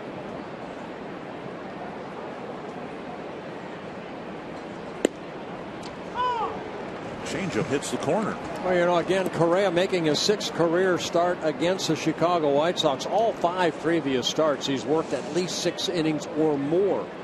And came in with a very good ERA at 3.18 over those 5 starts against Chicago. Strike in the inside corner. 1-2. Heard pitchers say it over the years. You probably said it a few times yourself. You're going to have X number of starts, and you're going to have a third of the starts where you're going to have really good stuff. Third of the starts you're not going to have anything at all, and it's what you do with the middle third that determines whether you've got a winning record or a losing record. This, I think, is one of those in the middle third for Correa. 2-2. I looked at it, Dick, that there's 4 or 5 times I'm going to go out and pitch a shutout. That's the way I thought. There's 4 or 5 times I'm going to get beat up, but it's the other 25 to 30 starts that are going to make or break my season. I'm talking 37, 38 starts in a year too. These guys are, you know, today are going to pitch 30 to 35 starts. The Twins are in a position now where if they could get Correa back to where he was for almost the entire season last year, they would take that. As the season has evolved, Phil Hughes has become a top of the rotation guy. Kyle Gibson has pitched to that level too over the last month. So now you're looking at, all right, Nolasco and Correa and whoever's filling the 5th spot right now. It's Pino. That's a, by recent standards to be sure, a pretty competitive starting rotation. What you want out of your starters, give me consistency. 14 starts for Correa, 7 have been quality starts. Looking for his 4th win. No, but you know what? He's going to get better. He should. 2-2. He's made a lot of starts at the major league level. 205 now for Correa. Twins aren't asking Correa to do anything that he hasn't established he can do on a year in, year out basis. He was one of the more consistent starters in the National League before he became a Twin. 12 wins, 10 wins, 12 wins, 12 wins. Full count. That's to center. Full will chase it down. 2 down. And that'll bring up Adrian Nieto. And Correa now at 106 pitches. That's the most pitches he's thrown in an outing. Prior to that, it was 104 in the 6 good innings he threw in New York, where he allowed only 1 run. Got a no decision. Twins lost that game 3-1, but here he has a 2-run lead. I wish they would raise the table from 100 pitches to 120. I think 120 is plenty. 100 still not enough because it wears down your bullpen. Outside ball 1. You sound like you're a salesman for an athlete's insurance policy. Well, the players will just blow up. At 121, not 120. Ball hit to left, fairly deep. Chased by Parmalee. 3 outfield flies and a 1-2-3 6th inning for Correa, who likely is done for the day.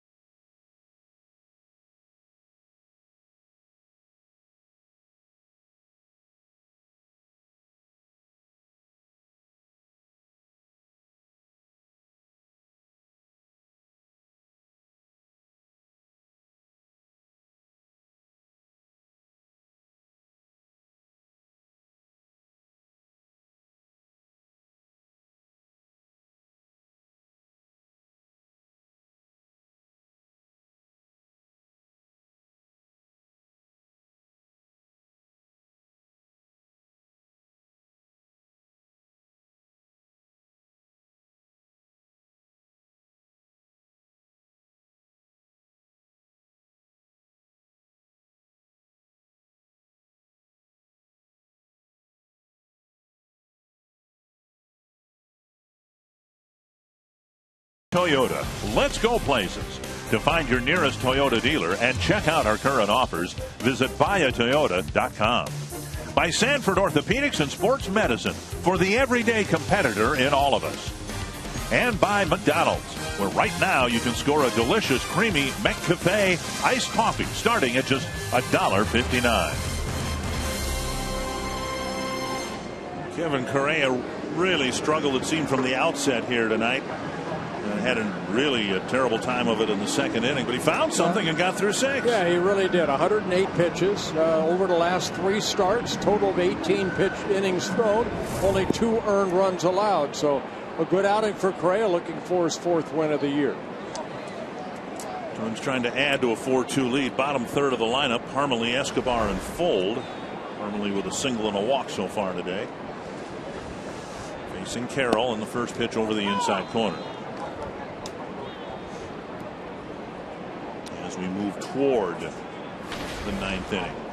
Ron Gardenhire saying he thought Glenn Perkins would be ready to go today after pitching the last 2 games. And line to Beckham, 1 away.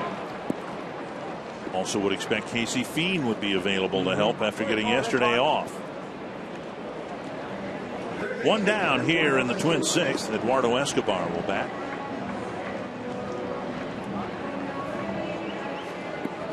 If the Twins hang on and win, they will move past the White Sox in the American League Central standings. And who knows, could find themselves as close to 4 games out of first place. Just get back to 500. That's the Twins' goal right here. Well, unfortunately, they can't do it in this homestand because the homestand is too short. Right. They haven't had any substantial homestands to speak of. That will change after the next road trip. 1-0 to Escobar. Lifted behind third. And Piazza with the catch. Fighting that Sun. Making the catch out number 2. Bring up Fold. MLB.TV, the #1 live streaming sports service, is celebrating 12 years of providing baseball fans top of the line content. Join the millions of subscribers today. Watch every out-of-market game live in true high definition on more than 400 devices. Visit twinsbaseball.com for details. Fold with 2 out, nobody on base.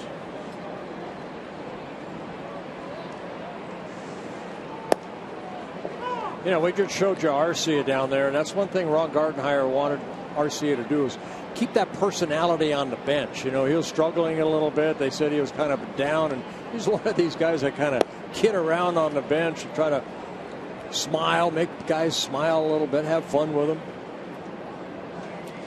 It's hard for most people to do that when they're not doing well personally, much less somebody who hasn't spent a full year in the big leagues yet. 2 strikes to Fold.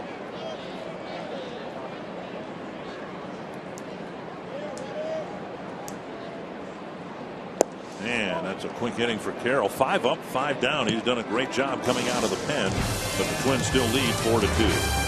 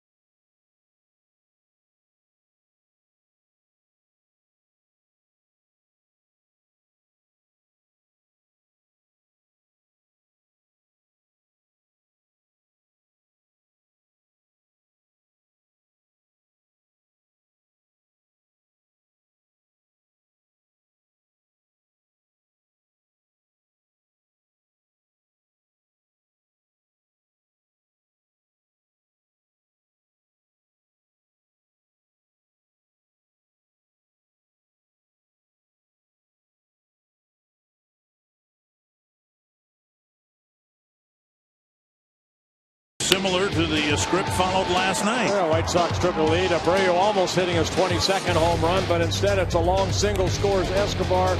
Excuse me.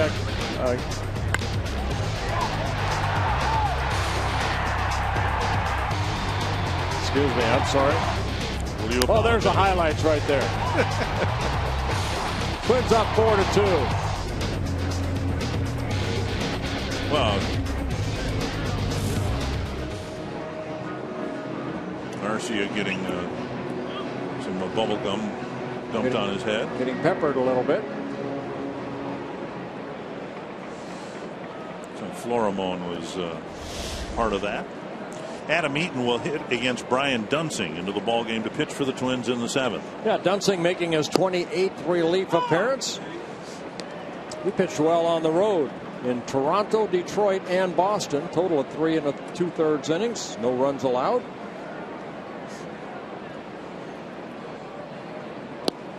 And he offered at it. Strike 2. Got to tell you scared me there, partner. You apologized for something, and I was looking at Brian Dunsing's numbers, and then all of a sudden that came up, and I was not prepared. I'm sorry. I apologize for that. Well, that's all right. I've been around you long enough to know that if you apologize for something, and if it's just being mixed up on the highlights, that's nothing. That is nothing. We can get by through that, no problem. I hope I don't miss any games. 2 strikes.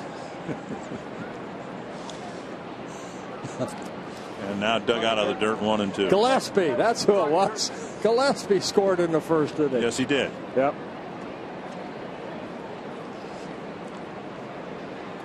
Bottom of the 8th in Kansas City. It's tied at 1.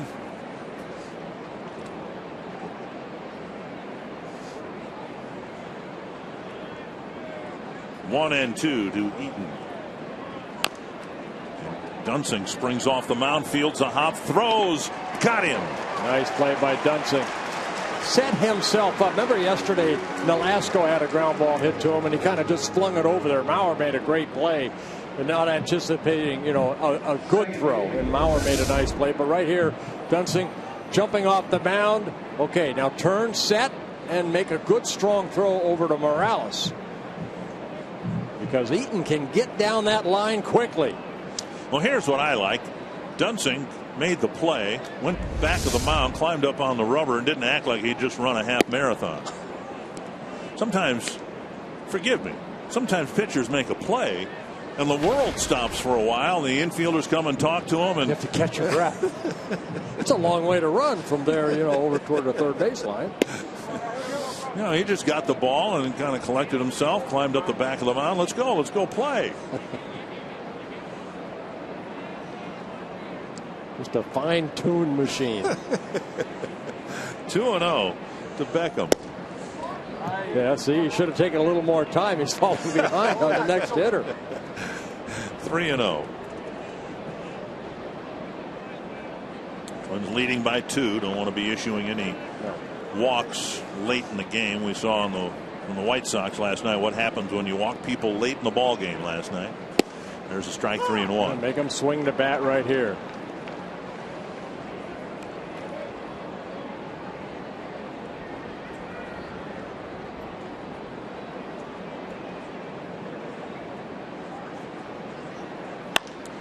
Right, fairly deep, chased by Arcia in the corner, out number 2.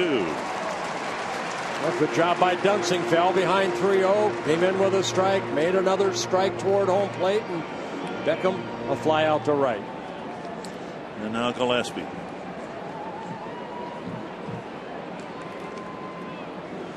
Gillespie getting a chance to play here in Chicago, where he did not with the Giants. 5 seasons in the minor leagues with the Giants, a .290 career hitter.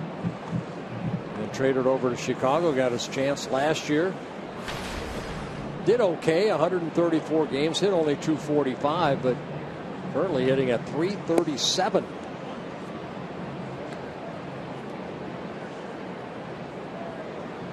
One and 0 to Connor Gillespie.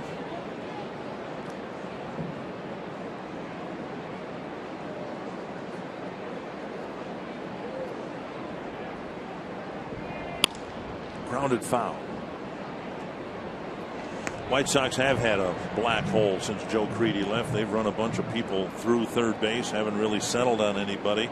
Twins know all about that. We've had that situation at short for a while. So to the extent Gillespie's going to hit over 300, he may be the guy at third, like Santana might be the guy for the Twins at short.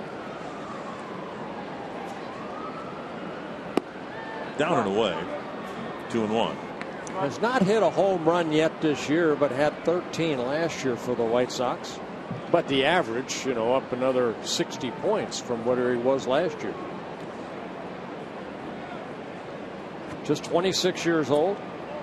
Played his ball out of college ball out of Wichita State. And he bounces a single through the hole on the right side. Another 2-out hit for the White Sox. All but one of their hits has come with 2 outs in an inning. Jose Abreu with a pair of singles will hit. Our Sanford Health injury report with Ron Gardenhire coming out to the mound.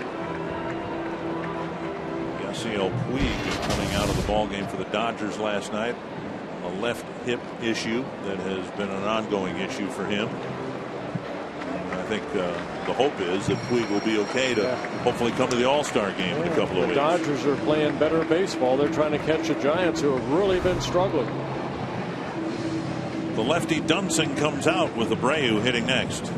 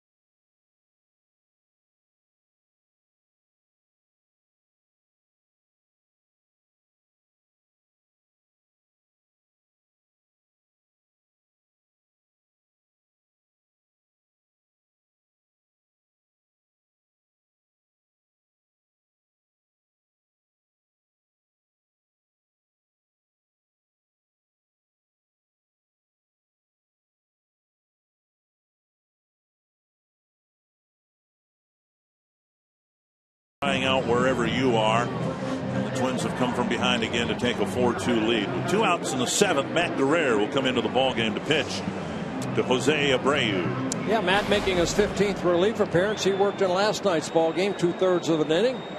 Threw only 8 pitches, 4 of them for strikes. Good earned run average for Matt. 2.70, 16 2/3 innings pitched, only 11 hits allowed. Yeah, an opponent batting average of 190. He delivers ball 1 to Abreu. Pair of singles, including an RBI single in the first. Guerrero relieved Nolasco last night. Had got Ramirez and Viciedo to pop up for the final 2 outs of the 6th inning. Good little cutter right there, down and away. That's how the Twins are trying to get him out. Breaking balls, everything outer half of the plate. If they're going to go in, you want to go in off the plate.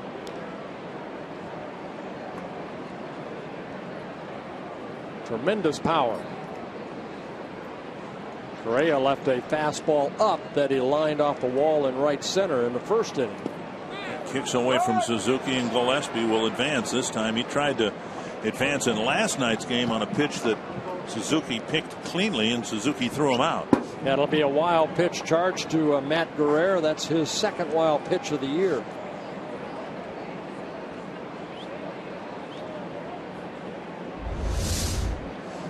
Sinker down and in. Getting to the left of Suzuki. 2-1 to Abreu. The runner now in scoring position.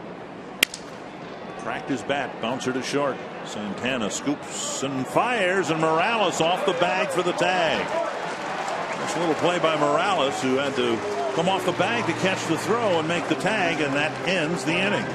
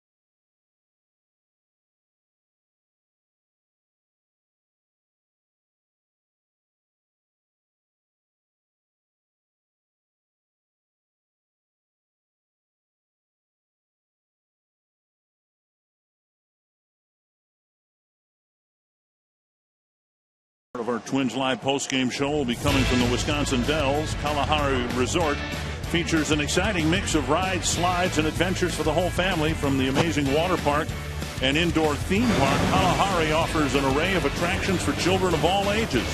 Plus, with amenities such as spa, Kalahari, and salon. Exceptional dining options and championship golf. Kalahari goes beyond your expectations. Wasn't it at that place where Ron Coomer got a massage a few years ago? That still chokes me up when I see that. Well, I asked them to show it again on the highlights of that, but they said no. I think they burned that tape. Oh, did they? Danny Santana leading off the bottom of the 7th. Carroll's been outstanding for the White Sox. 5 up, 5 down. Santana, Dozier, and Mauer. A lot of people may not know, but Ron Coomer now one of the voices for the Chicago Cubs on their radio side. Working with my first sidekick, Pat Hughes. And Ron, I'm sure, having a great time with the Cubs radio broadcast. Grew up a Cubs fan. Yep. 2 strikes, 2 Santana. Wait. Wasn't Ron from the South Side? Yeah, but I think he was a Cubs fan. Okay. Well, he played for the Cubs, I believe, too. Gobbled up by Gillespie. Santana retired. 1 down. Santana's single with 1 out in the 5th led to the 3-run inning that gave the Twins the lead. 1 down, and Dozier to the plate.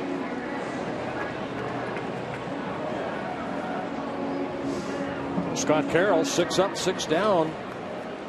Relieved Rienzo in the 5th inning.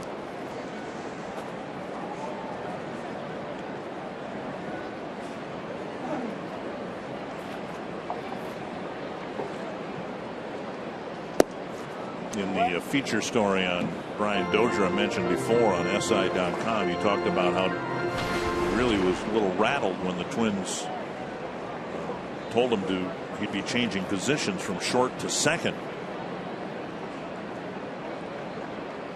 And boy, has he embraced that position change, and it didn't take long at all. It almost seemed like from the very beginning last year he felt more comfortable at second than he ever did at short, which is odd because he was primarily a shortstop growing up. He's become one of the leaders on the ball club, too, a guy that I think the media goes to, and he will respond and tell them the truth. And I know after a lot of ball games, not only last night because he was the hitting hero and also the defensive hero in the top of the ninth, but always very cordial. And he comes to the ballpark to play every day, and he's about done that. I think he's only missed 1 ball game. 2-1 to Dozier. 2. In the article, he talked about the pivotal day for him as a hitter was in May of last year, and he was really having a tough time, and he worked with Tom Bernansky, and they worked on getting his front foot down, all of it, not just the ball of his foot up the middle, and he will get a base hit. Dozier with a ground ball infield hit with 1 out here in the 7th inning. That's a good example right there. If we're able to show that back, he put that front foot down and then just kind of flicked the bat right back toward the pitcher's mound. He got past Carroll up the middle. Watch his leg right there, flat right there. Just kind of reached out, poked it, put the ball in play. Sometimes good things happen. Carroll falling off the mound toward first base. He was unable to reach around and get it, and Dozier gets his 2nd hit. Literally a different type of swinging from the heels. You could see he was on the heel of his front foot and still had a foundation to put the ball in play. And he said prior to that, and they looked at a lot of video and they worked on it off the tee, and I mean it didn't come easy, but the results were rather dramatic. Mauer with a big 2-run double in the 5th inning. And Dozier explained it, I think, in a way that every fan can relate to it a little bit. If you're up on the toe of your front foot, you spin out, and you really can't generate the type of power you can if your front foot is planted, all of it, and you can use your legs a little bit more. Your foundation. Yep. Goes for a pitcher too. Same thing. Your strength are from your corset down. Now as a base runner, he'll be on his toes again, hoping to pick up a stolen base. 15 out of 19 in that category.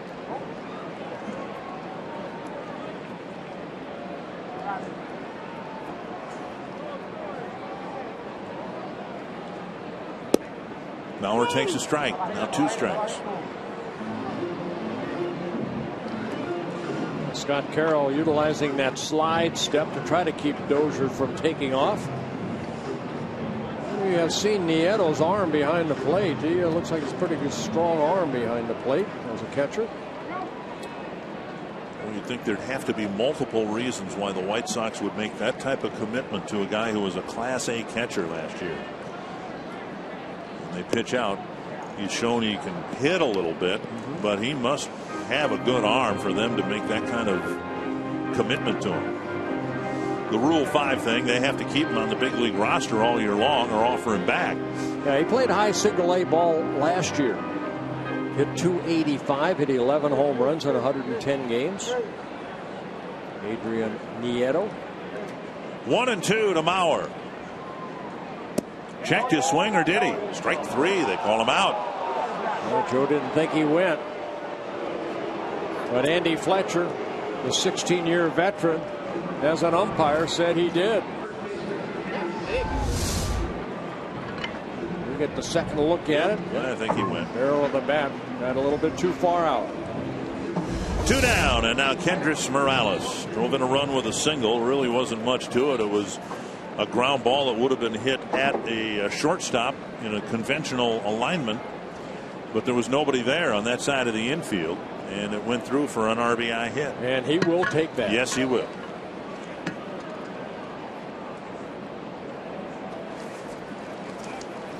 It ended an 0 for 21 skid. Now those are tough anyway, but when you only have 45 at bats and 0 for 21, that can really do some awful things to your batting. It'll keep you up late at night too.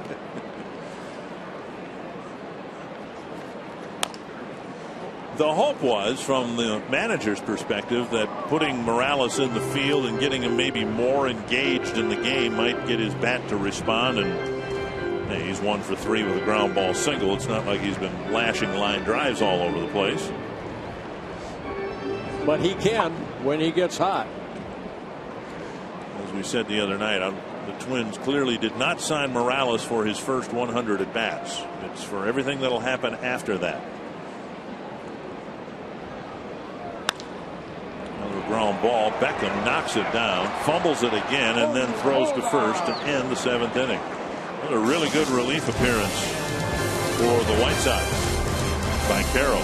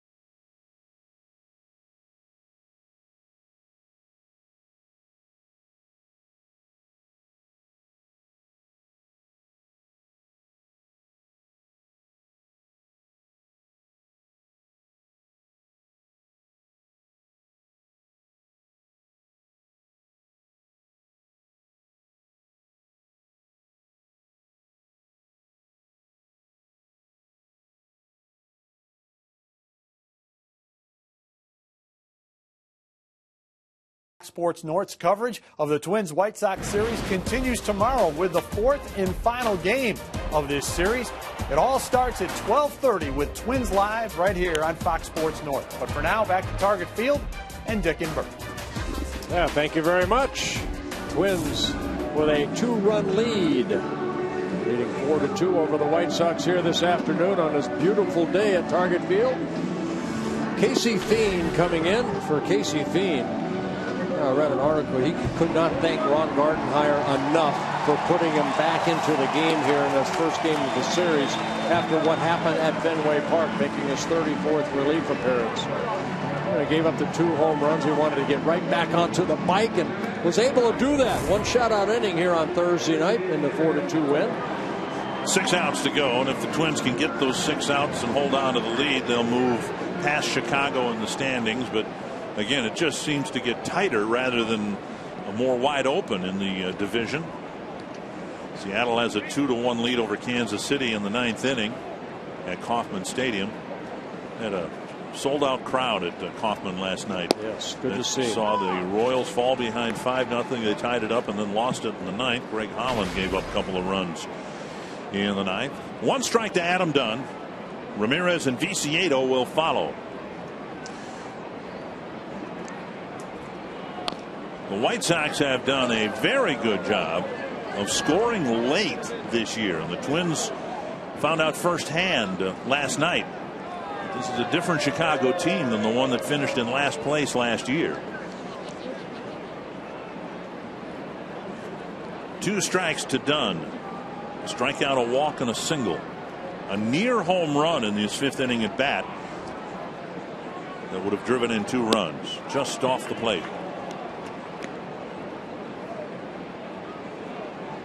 He had such a quick time of it here on Thursday night.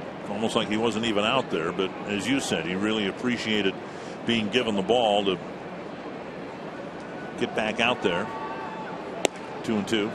Yeah, a little cutter missing outside. Only 5 pitches, all strikes here on Thursday night in a quick 1-2-3 inning.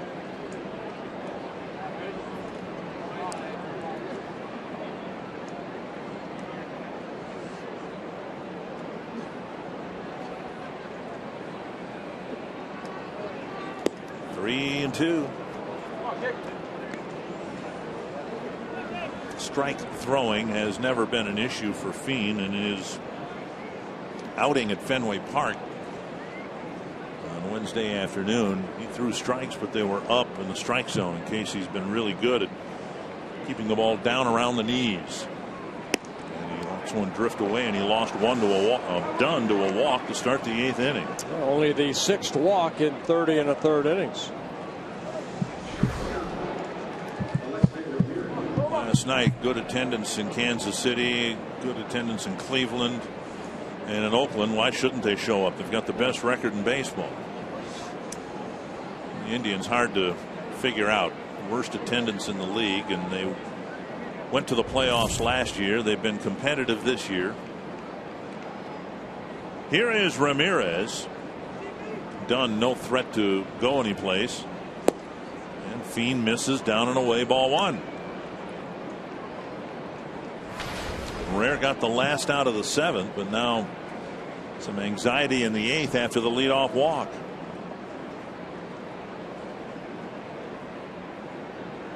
Fouled back, and Ramirez had a hefty swing. Reached on a couple of errors and hit a ground ball to Morales.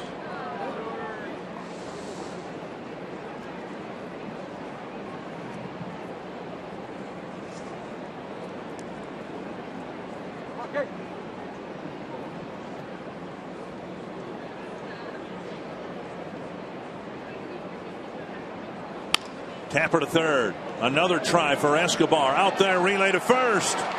Safe.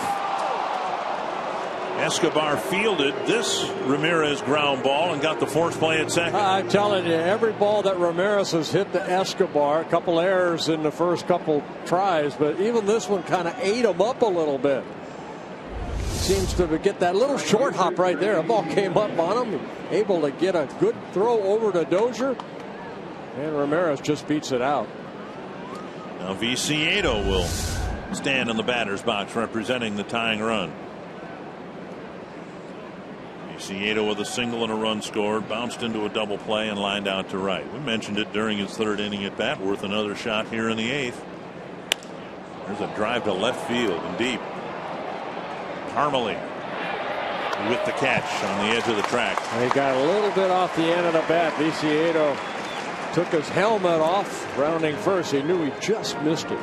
This copyrighted telecast presented by the authority of the Minnesota Twins and may not be reproduced or retransmitted in any form.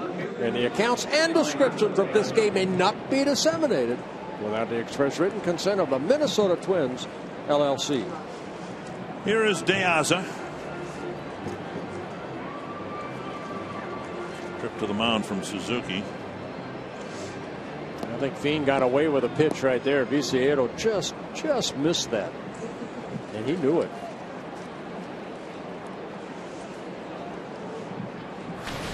Diaz held hitless today. That hasn't happened very often this year. 6 hits, 20 at bats, but 3 home runs against the Twins. He's got only 5 on the whole season. And there's strike 1.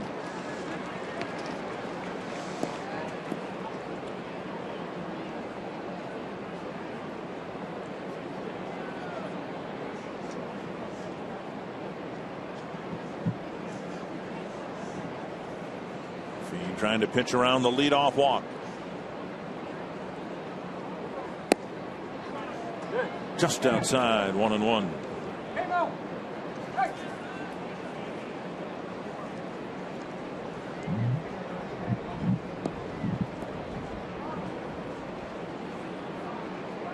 There is a dozen steals, 15 tries.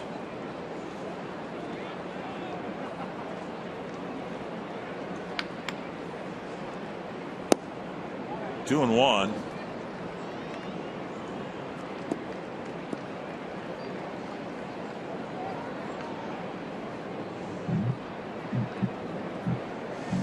Good attendance here today, 32,647.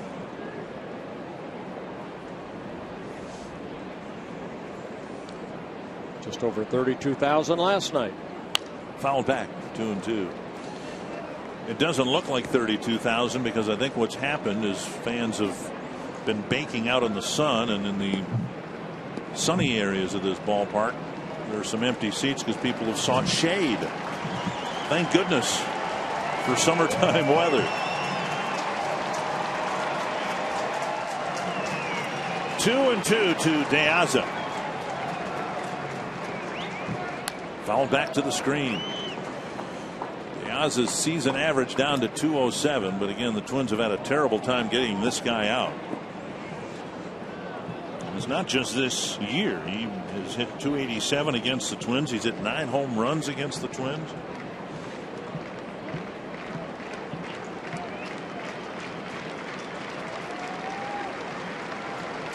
Another 2-2 from Casey Fiend.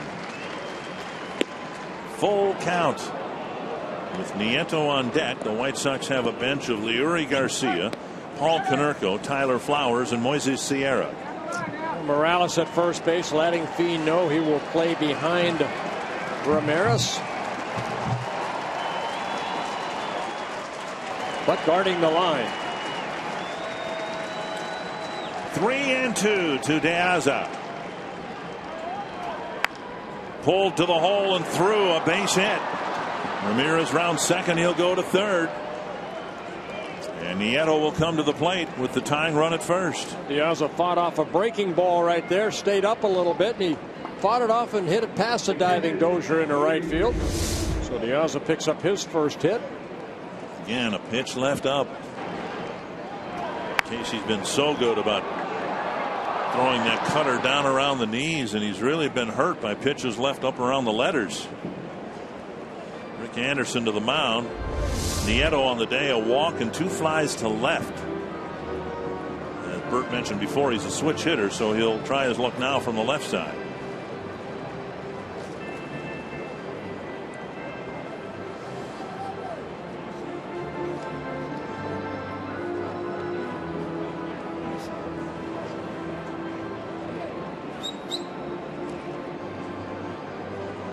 Anderson saying his piece. Nieto from the left side of the plate, 10 hits, 9 singles and a double in 42 at bats. Only 3 walks, 20 strikeouts in 42 at bats.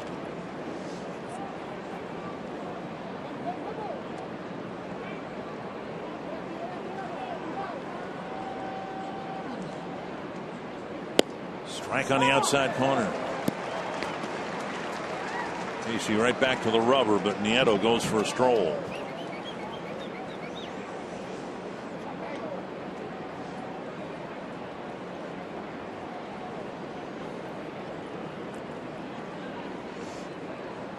Get the ball down. Runner at first goes, swing and a miss. But now the tying run in scoring position. Diaz picking up his second stolen base of the series, now with 10 on the year. Had a great jump right here off of Fiend. Good breaking ball down that Nieto swung through. Suzuki had no chance. A hit to the outfield likely will tie the game. Nieto in an 0-2 hole. How about throwing that little slider like you did right there again? Get out of the inning. Don't have to make it any better, just the same. The White Sox got 2 runs in the 9th last night to tie the game. Now they're trying to get a pair in the 8th. Runner at second base, making sure what sign they're using.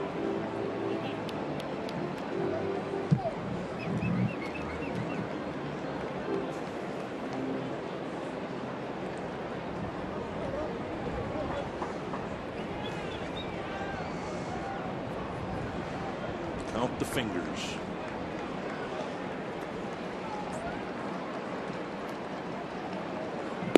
Down and in, 1 and 2. He tried it again. This time Nieto's laid off of that breaking ball.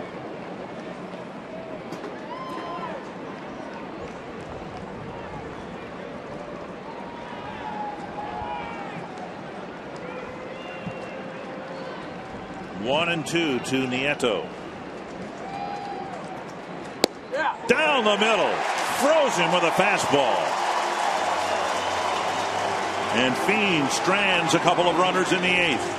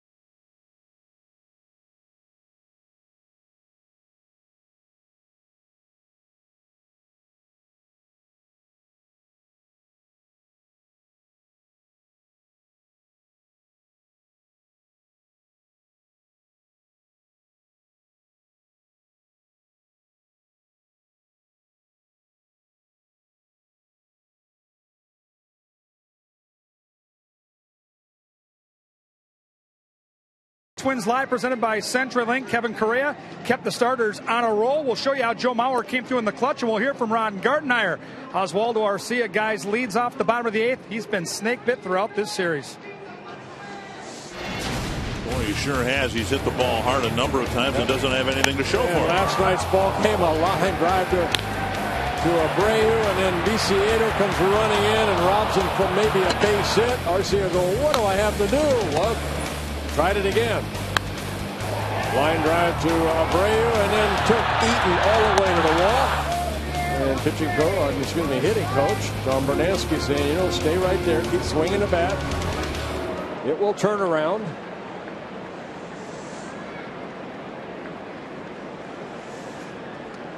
And Scott Carroll out there for his 3rd+ inning of work. He's done a good job. Giving up only 1 hit, an infield base hit to Brian Dozier last inning. Inside corner. called on Arcia. Suzuki and Parmelee will follow.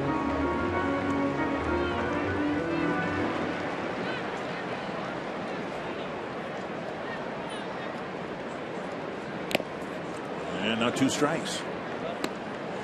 And the scouting report on Arcia for the Chicago White Sox. Bust them hard inside.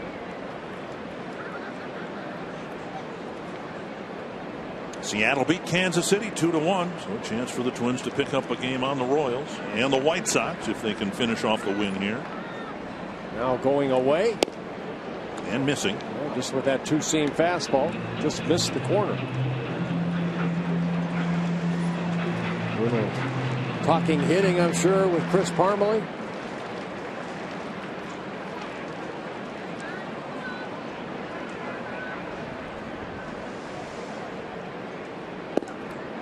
Now 2-2. Tried the changeup right there.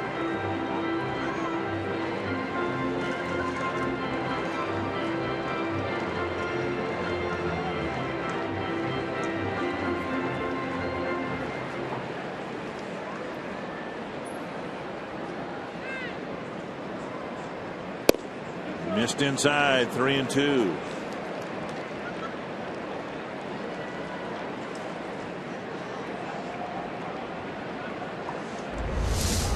Back in again after going outside a couple pitches. There's the black. Buried by dirt.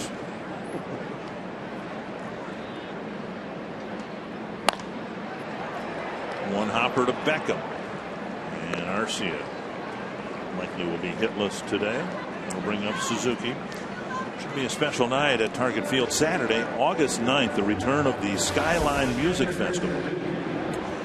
Rock singer-songwriter Melissa Etheridge will headline a 5-band show that also features alternative rockers OAR. Other groups scheduled to perform: the Rembrandts, Gear Daddies, and the Honey Dogs. Find out more. Get your tickets to the August 9th edition of the Skyline Music Festival by visiting twinsbaseball.com.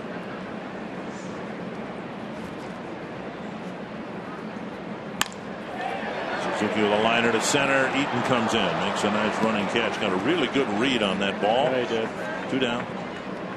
As soon as that ball came off the bat, Eaton came charging in.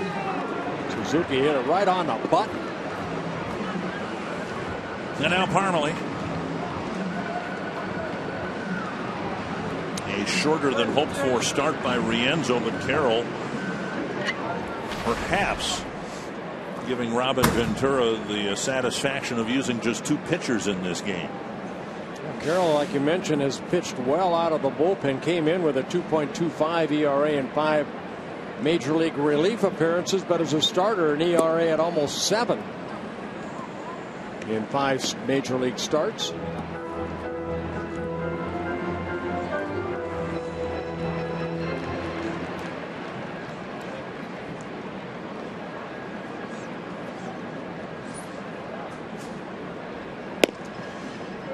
Putting on a major league uniform, of course, is glamorous, but the role that the White Sox have put Carroll in, the role the Twins put Anthony Swarzak in a couple years ago, probably the least glamorous of the 25 major league jobs.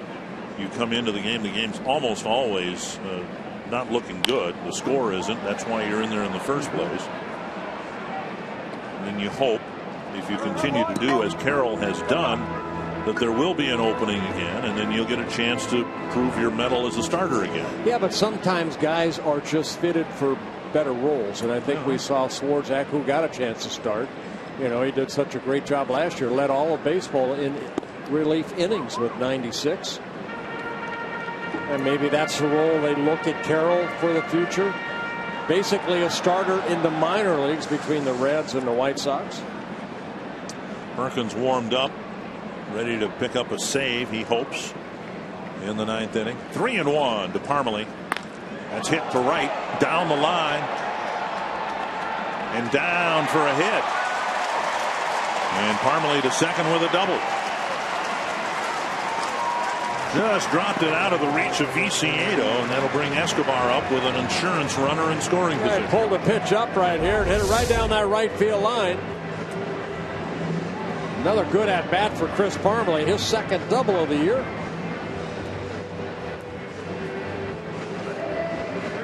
Picked up a double here on Thursday night. Now Escobar, a single and 3 trips. White Sox are due to have the top of the order up in the 9th inning, so any additional run or runs that the Twins could get would be very much appreciated.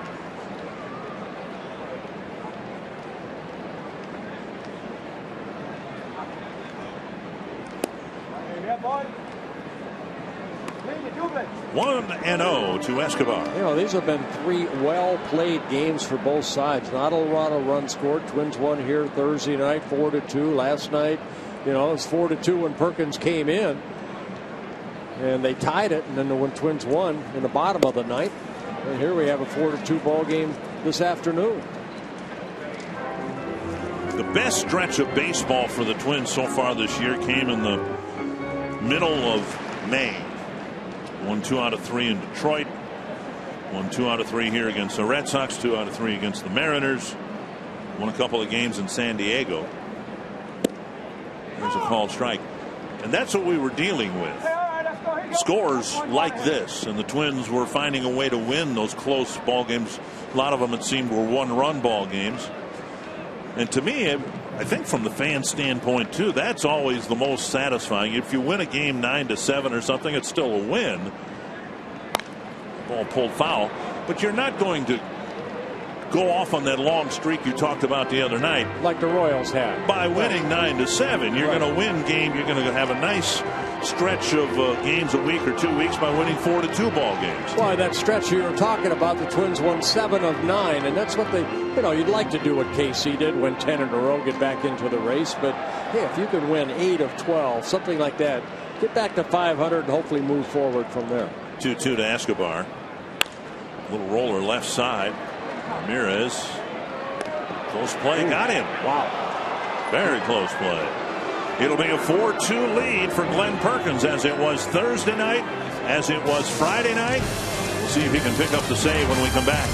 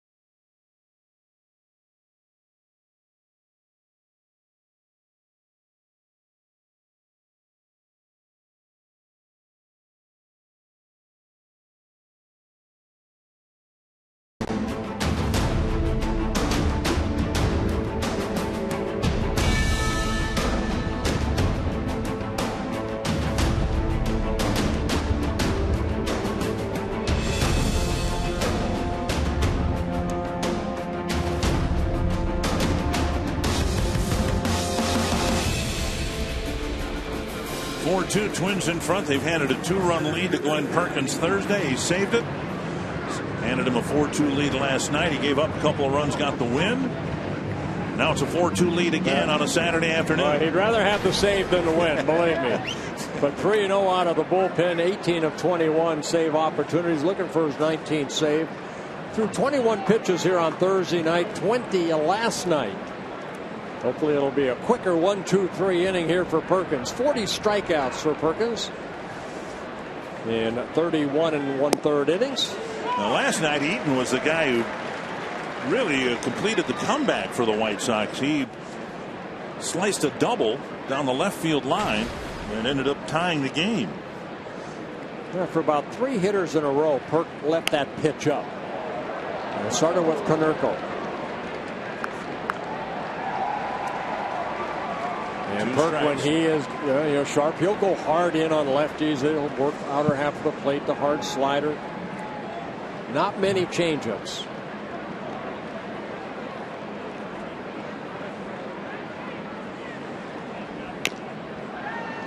Fouled off the glove of Suzuki. Still 2 strikes. Fastball clocked at 95 here. Perk only pitched 2 times on that road trip you guys were on. And he was unable to pitch in Boston, but now he's come back to pitch the next 3 days, and that's maybe the best sign of all, that the back issue, whatever it was. This ball hit to center. Fold going back. That's over his head, and Eaton has started the inning with an extra base hit. Dig for third, nearly spun out rounding second, and it is a leadoff triple here in the 9th. Well, the outfield playing pretty shallow, anticipating more of a line drive single than a ball that was up in the zone again by Perkins, that Eaton just hit sharply over the head of Fold. Again, another pitch. Kind of hung right there. Didn't have that good bite to it. And Fold went to his left, then went back, and ball hit over his head. Eaton with his 5th triple of the year. Now Beckham. And Perkins delivers up high. It's interesting how both managers used their closers last night. Robin Ventura brought in Belisario in the 8th inning to try to quiet a rally rather than holding him back for a possible save opportunity. Driven to right, and Arce is there for the catch. Tagging from third. Heading home is Eaton, and it's a 4-3 ball game. 1 down. But interesting too that Ron Gardenhire asked Perkins to intentionally walk Beckham, and Gardy said afterwards, boy, he hates to do it. Konerko's going to pinch hit for Gillespie. He hated to do it because you like to believe your closer can get anybody out, but he did it and it worked out. Tom Kelly maintains that the one strategic move he wished he hadn't made in his great career as manager of the Twins was walking Cal Ripken once in Baltimore. Randy Milligan followed with a game-winning hit, and Tom said it's his one regret, having his closer, in this case Rick Aguilera, intentionally walking somebody in the 9th. Konerko has a couple of pinch hits against Perkins already this year. As you were, I was wondering what that first pitch was going to be, because a couple times Perkins has kind of started him off with a fastball. Konerko has a couple hits against Perkins this year on that first pitch. Look at fastball. Perk started him off with a slider. Big at bat here with Abreu on deck. Check swing 2-0. Another breaking ball. Konerko has become Chicago's primary pinch hitter. 3 hits and 15 at bats, and 2 of the 3 hits against Perkins. 2-0. 3 pinch hits, and they've all been line drives. And Konerko's aboard for Abreu. I would imagine Garcia's going to pinch run for him, which he's trotting out of the dugout now. Bell behind, came in with a fastball down, and watch out, Glenn Perkins right over his head into center field. Garcia will run, and Abreu will hit with the tying run aboard. Abreu's been a monster in the power department, and he's collected more than his share of big late inning hits.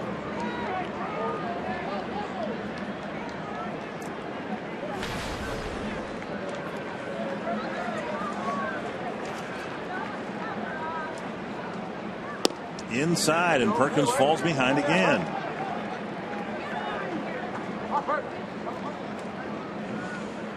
Abreu was left in the on-deck circle in the top of the 9th inning last night after Gillespie's double play.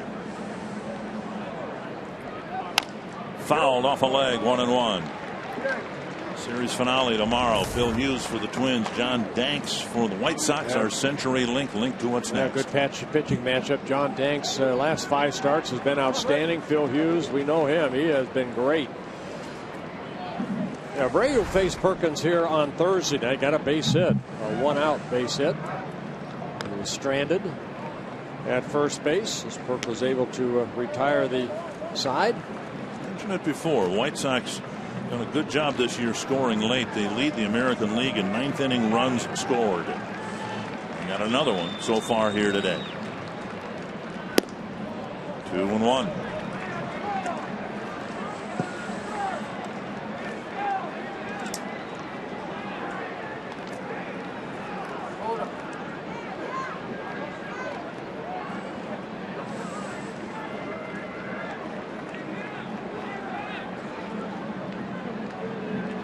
Fouled away, 2-2. Abreu's bat slipping out of his hand, going back and hitting the wall. Last night, it was Ramirez's bat that came out of his hands and sailed into the camera well.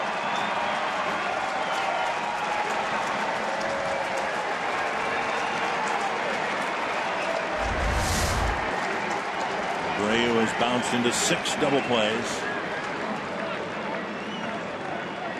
239 at bats.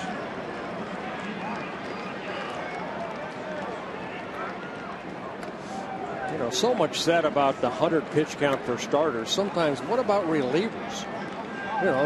Night after night, they have to go out there. They warm up. Sometimes they get up a couple times, then they're out there again. 21 pitches here on Thursday night for Perkins. 20 last night. This has not been a smooth ride here today. No. That is more wear and tear, I think, than going 100 pitches in 6 innings.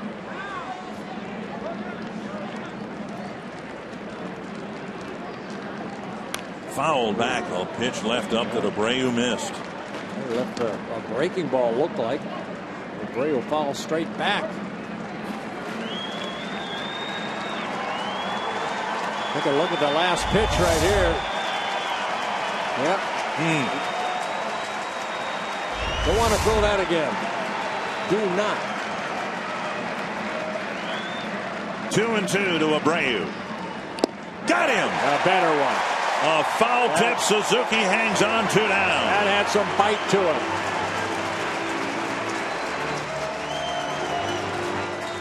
After leaving one up, he said, you know what, I can throw it better. Good hard breaking ball right there. Perkins picks up a big strikeout. Adam Dunn, the last hope for the White Sox.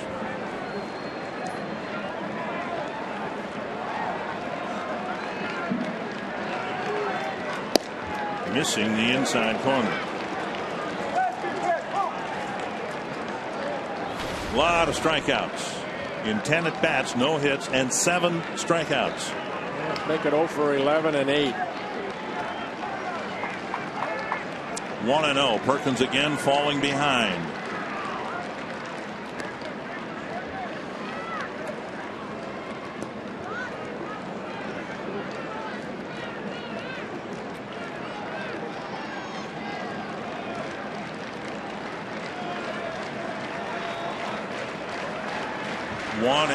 Runner goes. Pitches high. It's a strike. Throw to second. A stolen base for Garcia, and the tying run now in scoring position. Yeah, for Garcia, his 7th stolen base in 8 attempts. Got a very good jump right there. Read it nicely off of Perkins. Suzuki throws the ball, but Garcia there safely. 1-1. 1-2.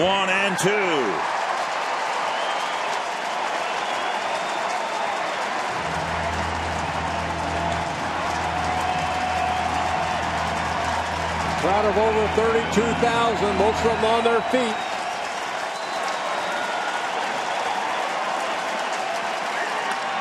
Flip foul.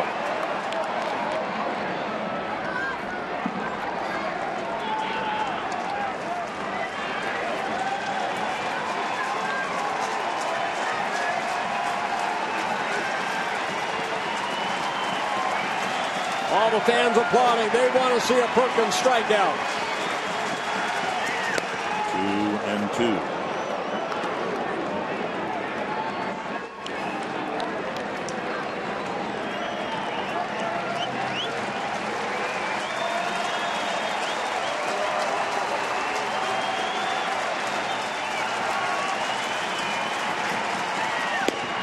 Just off the plate, and it's a full count with Ramirez on deck.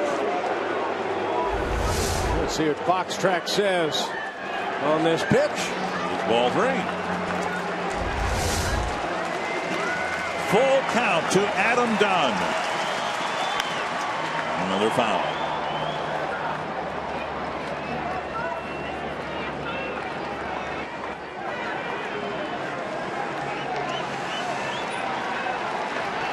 Two pitches already for Perkins here.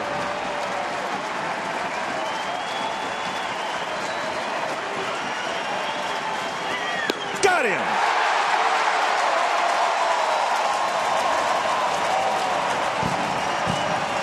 Fans got what they're standing for. Glenn Perkins will almost certainly get Sunday off. It's supposed to be a day of rest. It will be for Perkins. A win and 2 saves for Perkins this Chicago series. Yes, and Perkins with that left hand saying yes. His 19th save of the year. Twins hold on and beat the White Sox 4-3. Tom Hanneman, the losing streak wasn't a whole lot of fun. 5 losses by a total of 7 runs, but now at home 3 wins by a total of 4 runs. Great turnaround, Dick, as the Twins secure their first series win at home since May 18th against Seattle. Up next on Twins Live, we'll break down this win, including Joe Mauer's coming through at the plate. We'll hear from Gardy, and we'll look ahead to the series finale.